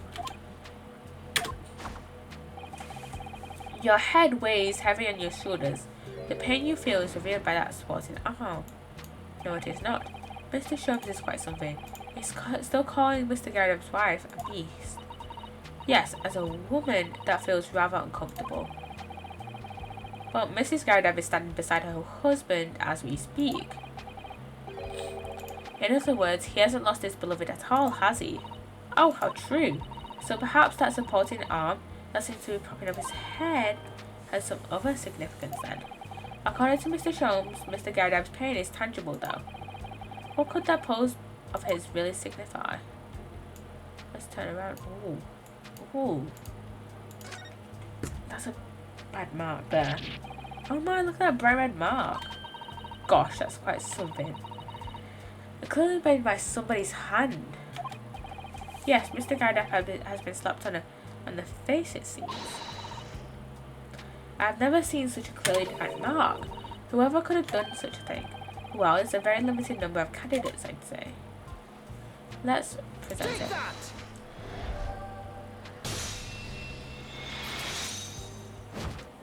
It was the wife, surely. Your head weighs heavy on your shoulders. The pain you feel you being revealed by that slapped cheek. Of course, the deliverer of that impressive mark on your cheeks that refuses to fade even was you, Madame Joan Garrab. Well, yes. You've been desperate to hide the slap mark on your cheeks, sir.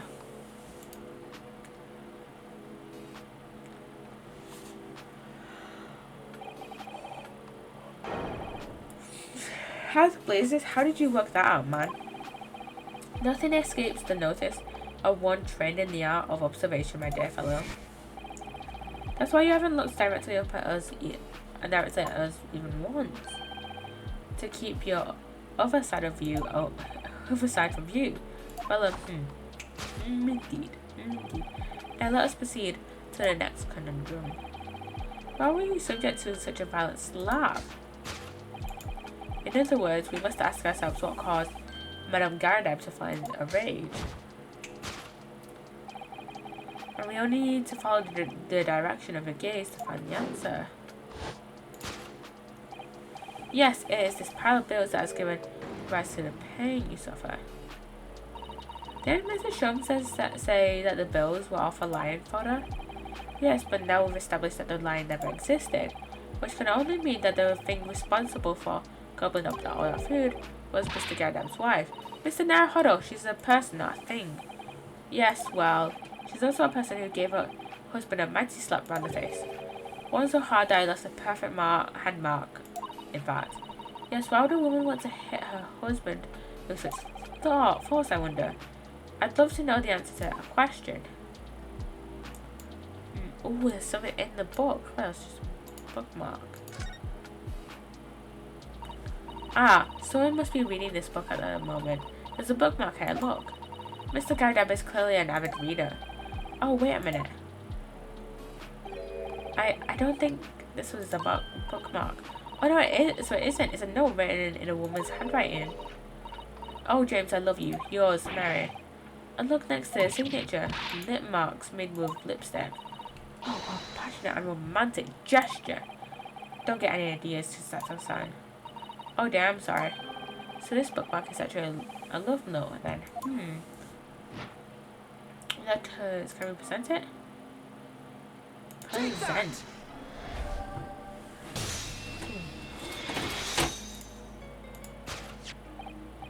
Yes, it is this love note that's given rise to the pain you suffer. Oh James, I love you. Yours, Mary. Passionate indeed. Perhaps the sender of this note, a certain Miss Mary, is the fly in the ointment here. Ah! But I don't know the Bali woman. You don't know her? That note wasn't written to me. It was just in the book. I don't know how it got there. It was just in there, you say? That's right, that's what I've been saying. Ah!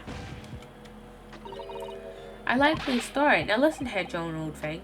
I explained at the time about the booking at that second-hand place, and that note must have already been there. So the previous owner of the book was using the note as a bookmark, you mean? That's right, that's what I've been saying. Ah! For heaven's sake, woman, look at the name. It's written to James. My name, in case you'd forgotten, is John.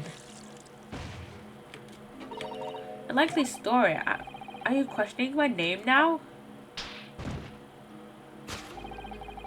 And there we have it. Arouse the suspicions of the female heart, and you unleash the beast with a most ferocious bite. Ugh. Now, in a final rage, the ferocious beast carried out one last unimaginable attack.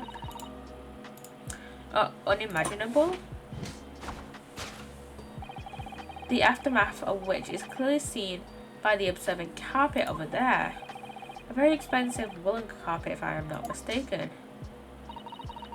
Oh, dearie me. What could have caused such a destructive outburst? Ah. This time, madam, I'm afraid it is you who has inadvertently revealed the truth to me. You're wondering I settled upon the answer very nearly indeed. Yes, to explain the direct state of the carpet, we only need to look at the tower cakes. We do not. But surely Miss Garadab didn't eat the carpet. No, of course not. But there doesn't seem to be any doubt that the state of disarray that this room is in is a result of her wild temper. No, that's true. So, this is the last part of Mr. Shum's deduction that we need to fix. We'll need to follow Mr. Garadab's gaze that will tell us the real answer. Alright, let's see what we can do. Yes. With this candlestick. This looks like a very old candlestick, doesn't it? The base looks too small. Sure, it's very unstable. It looks to me like even the slightest knock would make it topple over. Oh dear, that would be dangerous. Wait, take a closer look at this. One candle is missing. There's one candle missing. Yes, I didn't notice that before. Which is why I wonder which is one candle of the three missing from this holder. That's it. Boom. Yes, to explain the dire state of the carpet, we need only to look at the candlestick. Most illuminating, my dear fellow, and of course the only possible way out of this logical labyrinth. Yes, the remnants of a ferocious attack in which the carpet was devoured by are clearly visible. Indeed, they are. The scotch marks at the end clearly give the truth away. Scotch marks? It appeared that this room was the scene of a little marital altercation. Ooh.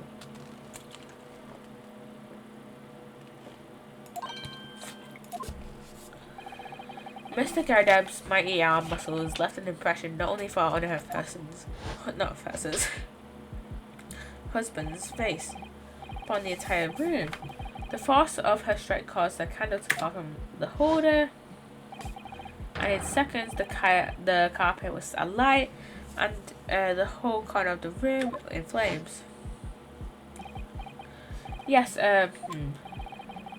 for the most ferocious beast in this world is neither a violent lion nor a vengeful woman, but fire. And in this room, that ferocious beast bared its claws and burned more. Eloquently put, my dear fellow.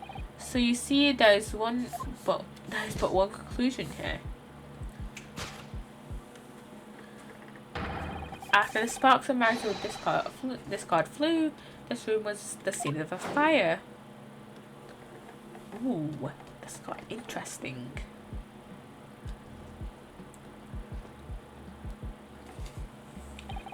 Mr. Shum, sir. I salute you.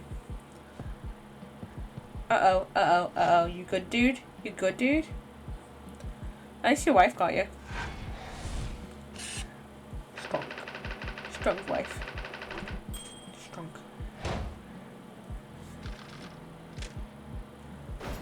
Deduction complete. Elementary. Elementary right there. Watson.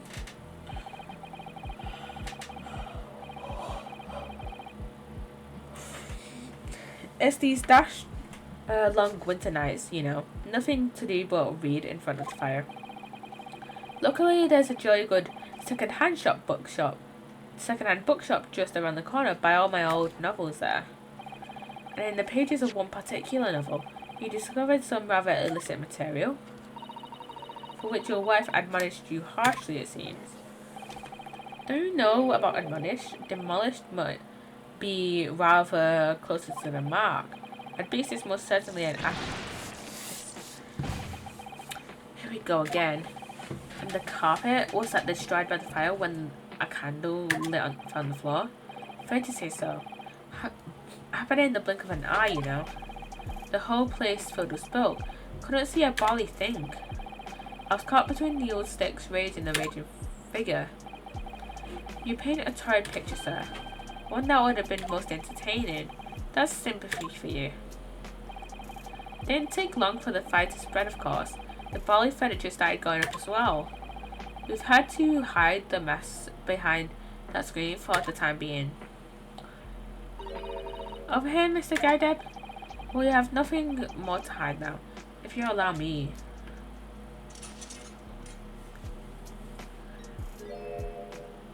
Ooh. Had all my favourite novels in that case.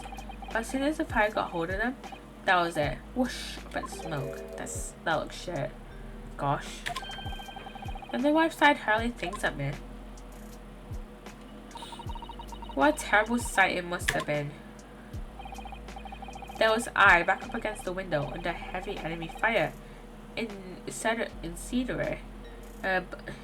Incendiary books incoming 10 to the dozen.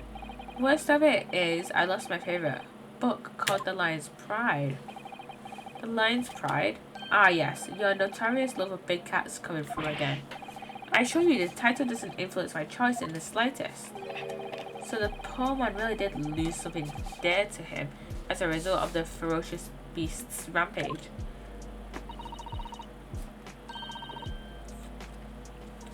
Mr. Sholmes' deductions turned out to be the correct one again.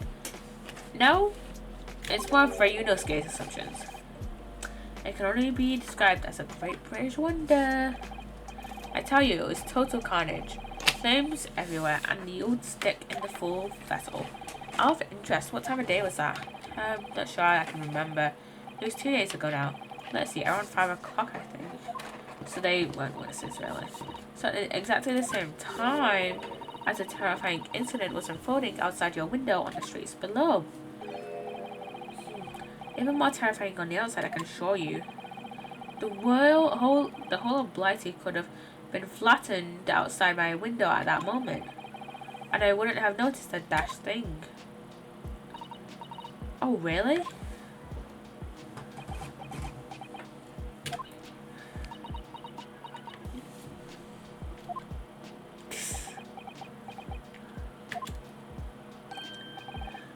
Mr. Sholmes? Yes, Mr. Naruhodo, what can I do for you? Well, I think we've got to get to the bottom of Mr. Garadab's situation now. What does he have to do with Mr. Natsume's circumstances? I can't help you there, I'm afraid. What? My dear fellow, if you recall, I did say as much from the outset. I warned you that, although I knew the retired army man to be hiding something, I could not be sure whether his secret would prove to be of relevance or not.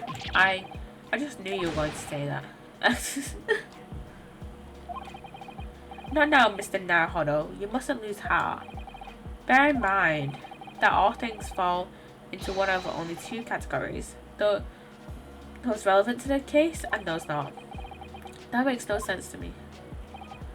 Well, no matter. It is of far greater importance that you make up your mind now. Sorry? Visiting hours at the prison will soon be over. Oh no, is it that time already? Let's go visit, what's his name? Not his name already. If we're to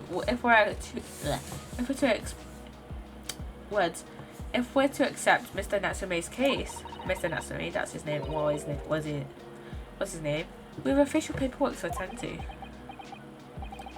So that's it. No more time to think.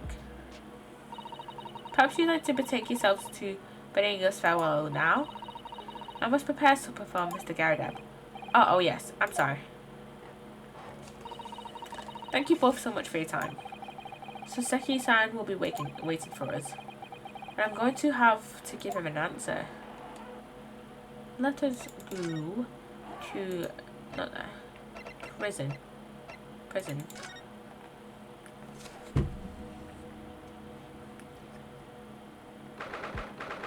I put in prison.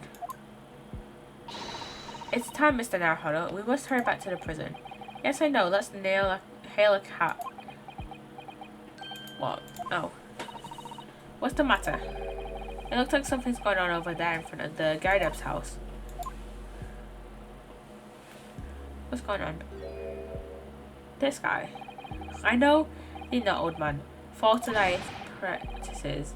Who are you calling an old man, you rum-looking nimini? Then more things in heaven and earth, Horatio, than I dreamt of in your philosophy. Who is this Horatio fella, eh? What are you on about? Excuse me? Eh? What the? Who are you now? I'm sorry, it just looked as though there might be some problem here. And my associate here, Master Ryunosuke Naruhodo, is a lawyer, you see. Eh? A lawyer? What? If I can be of any assistance, I'd be happy to help. I'm from Japan, but I have studied English law. Fine, I'll be on my way for today. But you mark my words, this ain't over yet. Get thee to a nunnery. They look like a blooming nun to you. He's just like...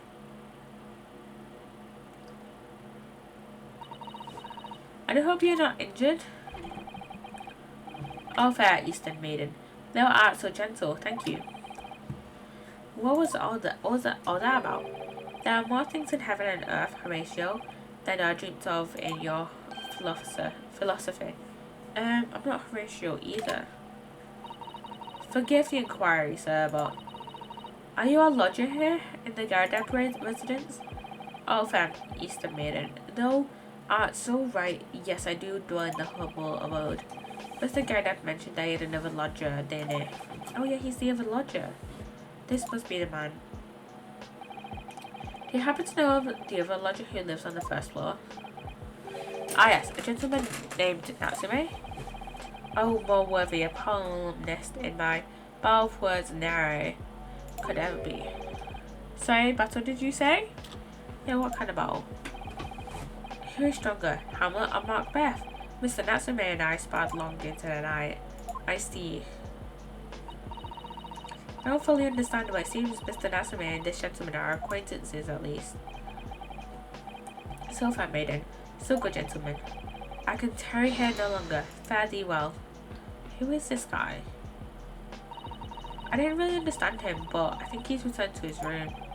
It seems he's unaware of what happened to Mr. Natsume, so he can't really help us. With Soseki-san and that man as lodgers, the Garadeb house is certainly full of eccentrics. Anyway, I'll go and find a carriage. Yes, I'm sure Mr. Natsume is equally awaiting our return.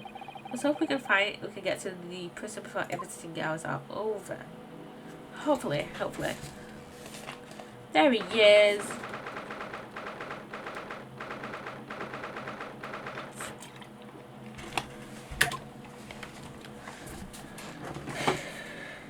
There he is.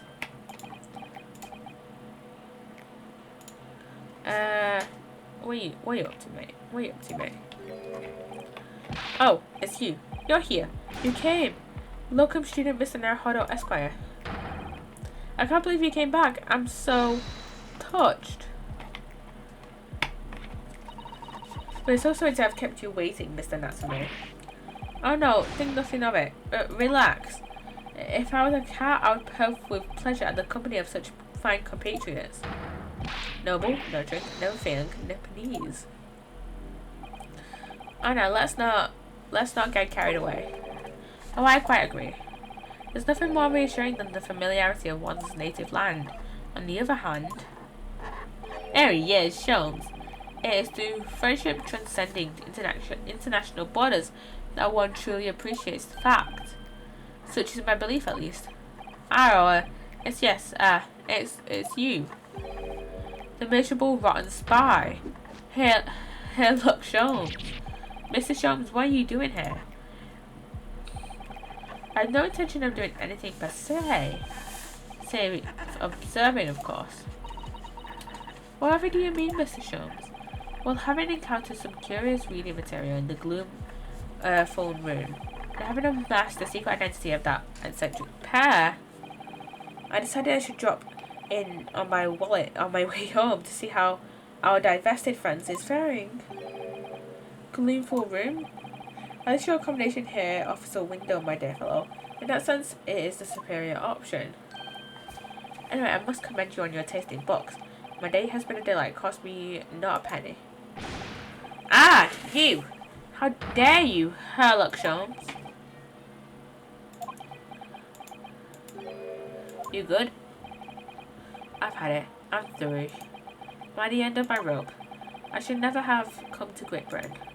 It was a terrible mistake. Haunted by spirits in those accursed lodgings. No doubt my luck will be cursed in tomorrow's trial as well. My whole life is bedamned. What are you thinking, Mr. Naruhodo? He mentioned that once before, didn't he? That his lodgings were cursed, I mean. And there is so much truth in Mr. Mustache's words. What? Curse is a wholly appropriate description, I would say. For the man's lodgings, indeed, for tomorrow's trial. What's that supposed to mean?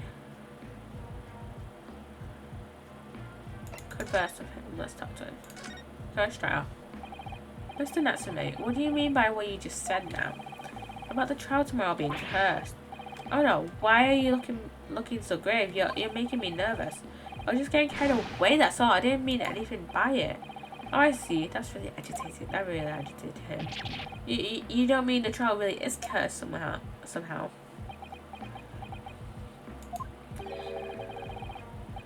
Are you referring to the prosecutor, the Reaper, or the bailiff? The Reaper? Oh no, what do you mean? Please tell me. Summarize it succinctly in 16 salient words. No defendant has ever survived the trial in which the Reaper stands for the prosecution, ever. Oh my goodness, can it be really true? That was 16 words exactly. Yesterday, Mr. Naruhodo successfully defended someone against the Reaper, but then after the trial was over, the defendant passed away in unusual circumstances. Mr. McGill did. What? What? Ah, I'm impressed, Mr. Sato. You have an eye for detail. Actually, the Lord Chief Justice told us. Mr. Sholmes. Surely it can't be that having failed to have the accused convicted. Lord Van Seeks killed the man himself. Oh no, he good enough, surely. You have some wonderful notions. Sorry? The man isn't a murderer. He's a court prosecutor, my dear fellow. Oh, yes. Why, of course he is. Ah, of course he is. Then why are you trying to scare me? It could be said, however, that the real truth of about the man is even more terrifying than your hypothesis. What on earth do you mean by that?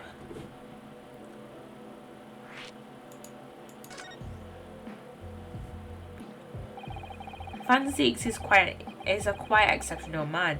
However, in London courts of law, exceptional does not equate to winning every case without exception. Ah, that's good. So Seki-san looks like he's going to cry tears of joy. As you are no doubt aware, in a British criminal trial, There is both a judge and a jury. The judge officiates based on the letter of the law, whilst the jury offers public opinion and common sense. It is an excellent system whereby the defendant's guilt is considered from several points of view. However, public opinion in particular is somewhat easily manipulated. Right. Criminals and corrupt lawyers, for that matter, can use it to their advantage by any means at their disposal, contriving evidence, calling impostors as witnesses, and so on.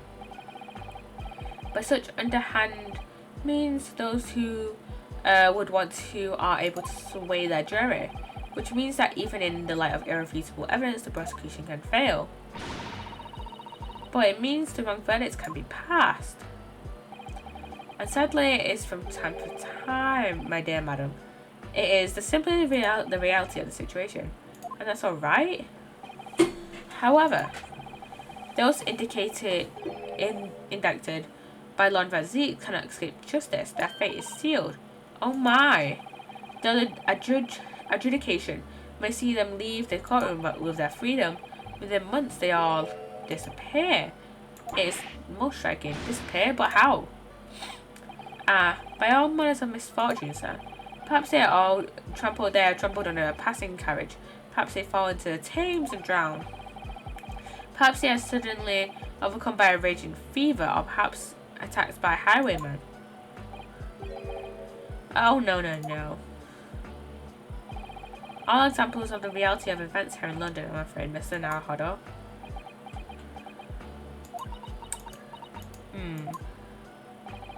Ha. I knew it. I'm a dead dodo done for doomed. Yep, we're pretty doomed. Let's ask him about the cursed lodgings. When you said the cursed lodgings before, you were referring to the room at Mr. Gardeb's house, I assume? Do you mean to say you believe the place is cursed?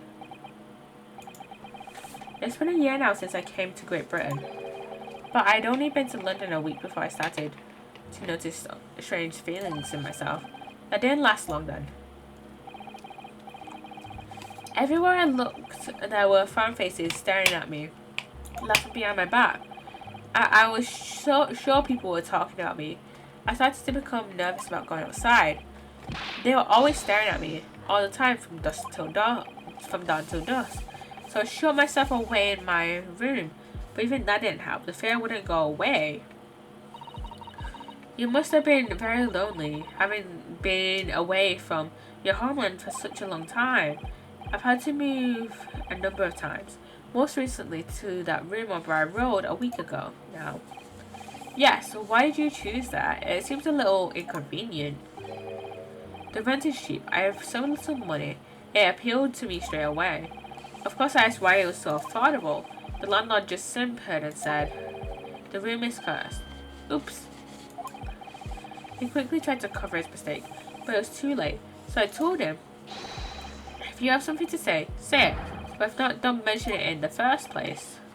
Yes, well said. But it was true. It was all true. You mean the room really is cursed then? Ever since I moved into that windowless hellhole, my sleep has been plagued with nightmares. I awake feeling as though I'm being choked to death, and in my waking hours, people are stabbed in front of me as I walk down the street. I'm branded a killer. Thrown in prison, nobody wants to know me. I'm surrounded by scary, sinister spirits. If only there was someone, just one person on my side. Can no one find it in his or her hearts to believe in me? Really no one at all? We believe in you. To believe, yes, to believe. We believe in you. We believe in you. And Mr. Sholmes? Mr. Naruhodo, pray, what can I do for you? It's about the case on the SS Burya, if you recall. The Burya. That case, the one with the snake? Well, yes. At that time, I was the suspect, but he believed in me and listened to my side of the story, and he helped us to investigate. I did I? Interesting. All I want to know is why? Why did you believe me? I see, yes. You mean...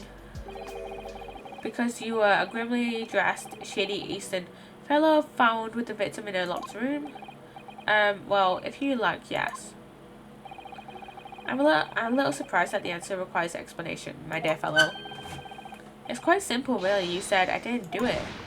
But I could have been lying. Surely you must have had your doubts. You must have suspected me a little. I think perhaps you have misunderstood. I neither recall believing you nor in that which you were telling me. What? You see, the only things I believe in are those I choose to believe in. What? What do you mean, Mr. Sholmes? I make up my own mind about what is to be believed in and what is not. If I should believe in something, I do it. The circumstances can hand as far as I'm concerned. But I could have betrayed your trust even. In that case, I should have made an elementary error of judgment and nothing more. Betrayal of trust is an over-excused excuse in my opinion. Meaning, whether or not one should trust another is, in the final analysis, down to oneself. It is a matter of whether or not one can trust oneself. Yes, he's right. He's right, locum student Mr. Naruhodo Esquire. Whether or not I can believe myself.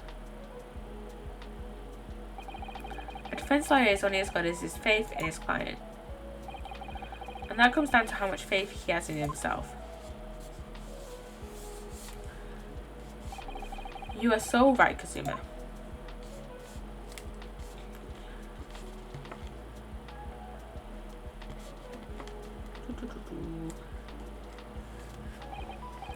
Well, my dear fellows, it's time we were leaving, I believe. Already? Visiting hours are over. The guard will be here shortly to escort us out. There is a restaurant near here that serves excellent trout. Would you care to join me? Oh dear, there's never enough time, is there?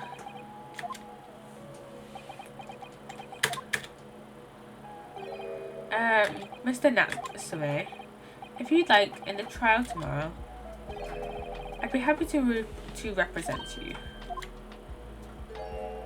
I'll look at them. Locum student Mr. Naruhodo Esquire. Oh. As I said, I only experienced a British court for the first time yesterday. Although the man I was representing was not guilty, not guilty, I only lost sight of something crucial. Something crucial? What to believe in, the defendant, justice, or the truth. How to believe, even. But I think I finally worked it out. I decided I must believe in myself and above all else, to trust my instincts. Yes, Mr. Naruhodo. And my instincts are telling me that you, Mr. Natsume, are innocent of this crime, and it's imperative that we provide that in court. Locum student Mr. Naruhodo Esquire, I will fight for your innocence until the bitter end with every weapon available to me. So I hope you'll permit me to represent you tomorrow.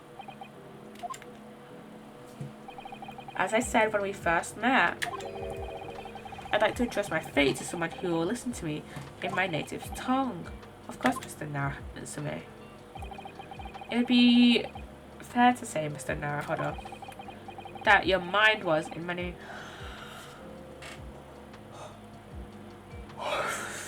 ways made up from the outset. You merely needed the events of today to fully realize it. Yes, I think you're right about that. It's been a roundabout journey, but I got there in the end.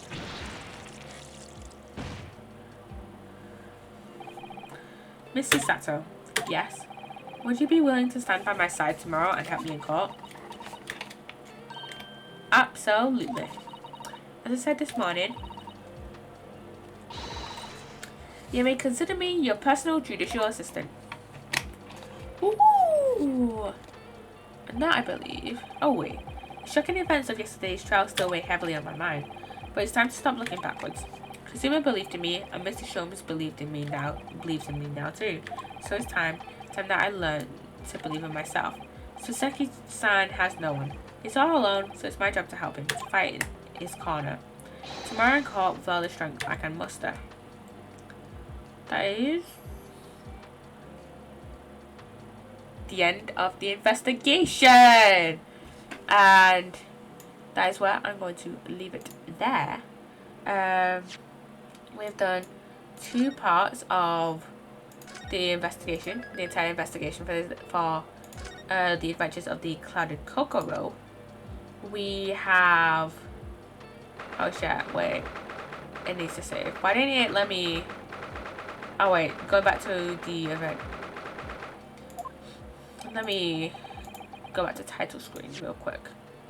Back to title. Don't save. Yes. Because we just saved. Yeah. It's on trial part 1. So anyways guys. I have finished the investigation. So we will do the trial tomorrow. Not streaming tomorrow. We'll do the trial on Sunday. And yeah, I need to grab my headphones off the floor so I can see someone to raid. Let's see. I have an idea of who I want to raid. I want to raid Tanga Blura. Wait, I have a notification. Oh, I got the gifted sub to someone who I haven't actually watched in quite a while. Yeah. Tanga is playing some Dead by Daylight. Let's head over to my raid screen. Yeah, Tanga is playing some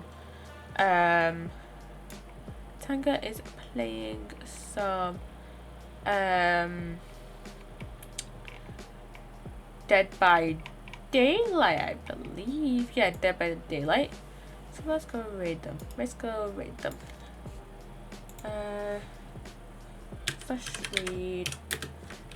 Tanga Blur. Oh, Tanga Blur. Don't know how to pronounce that username. Yeah. Hope you go enjoy that Dead by Daylight stream. And I shall see you guys on Sunday for the rest of this case. The rest of case 4 of the Great Ace Attorney Chronicles. Bye bye guys. Anyways, bye bye guys. Bye bye.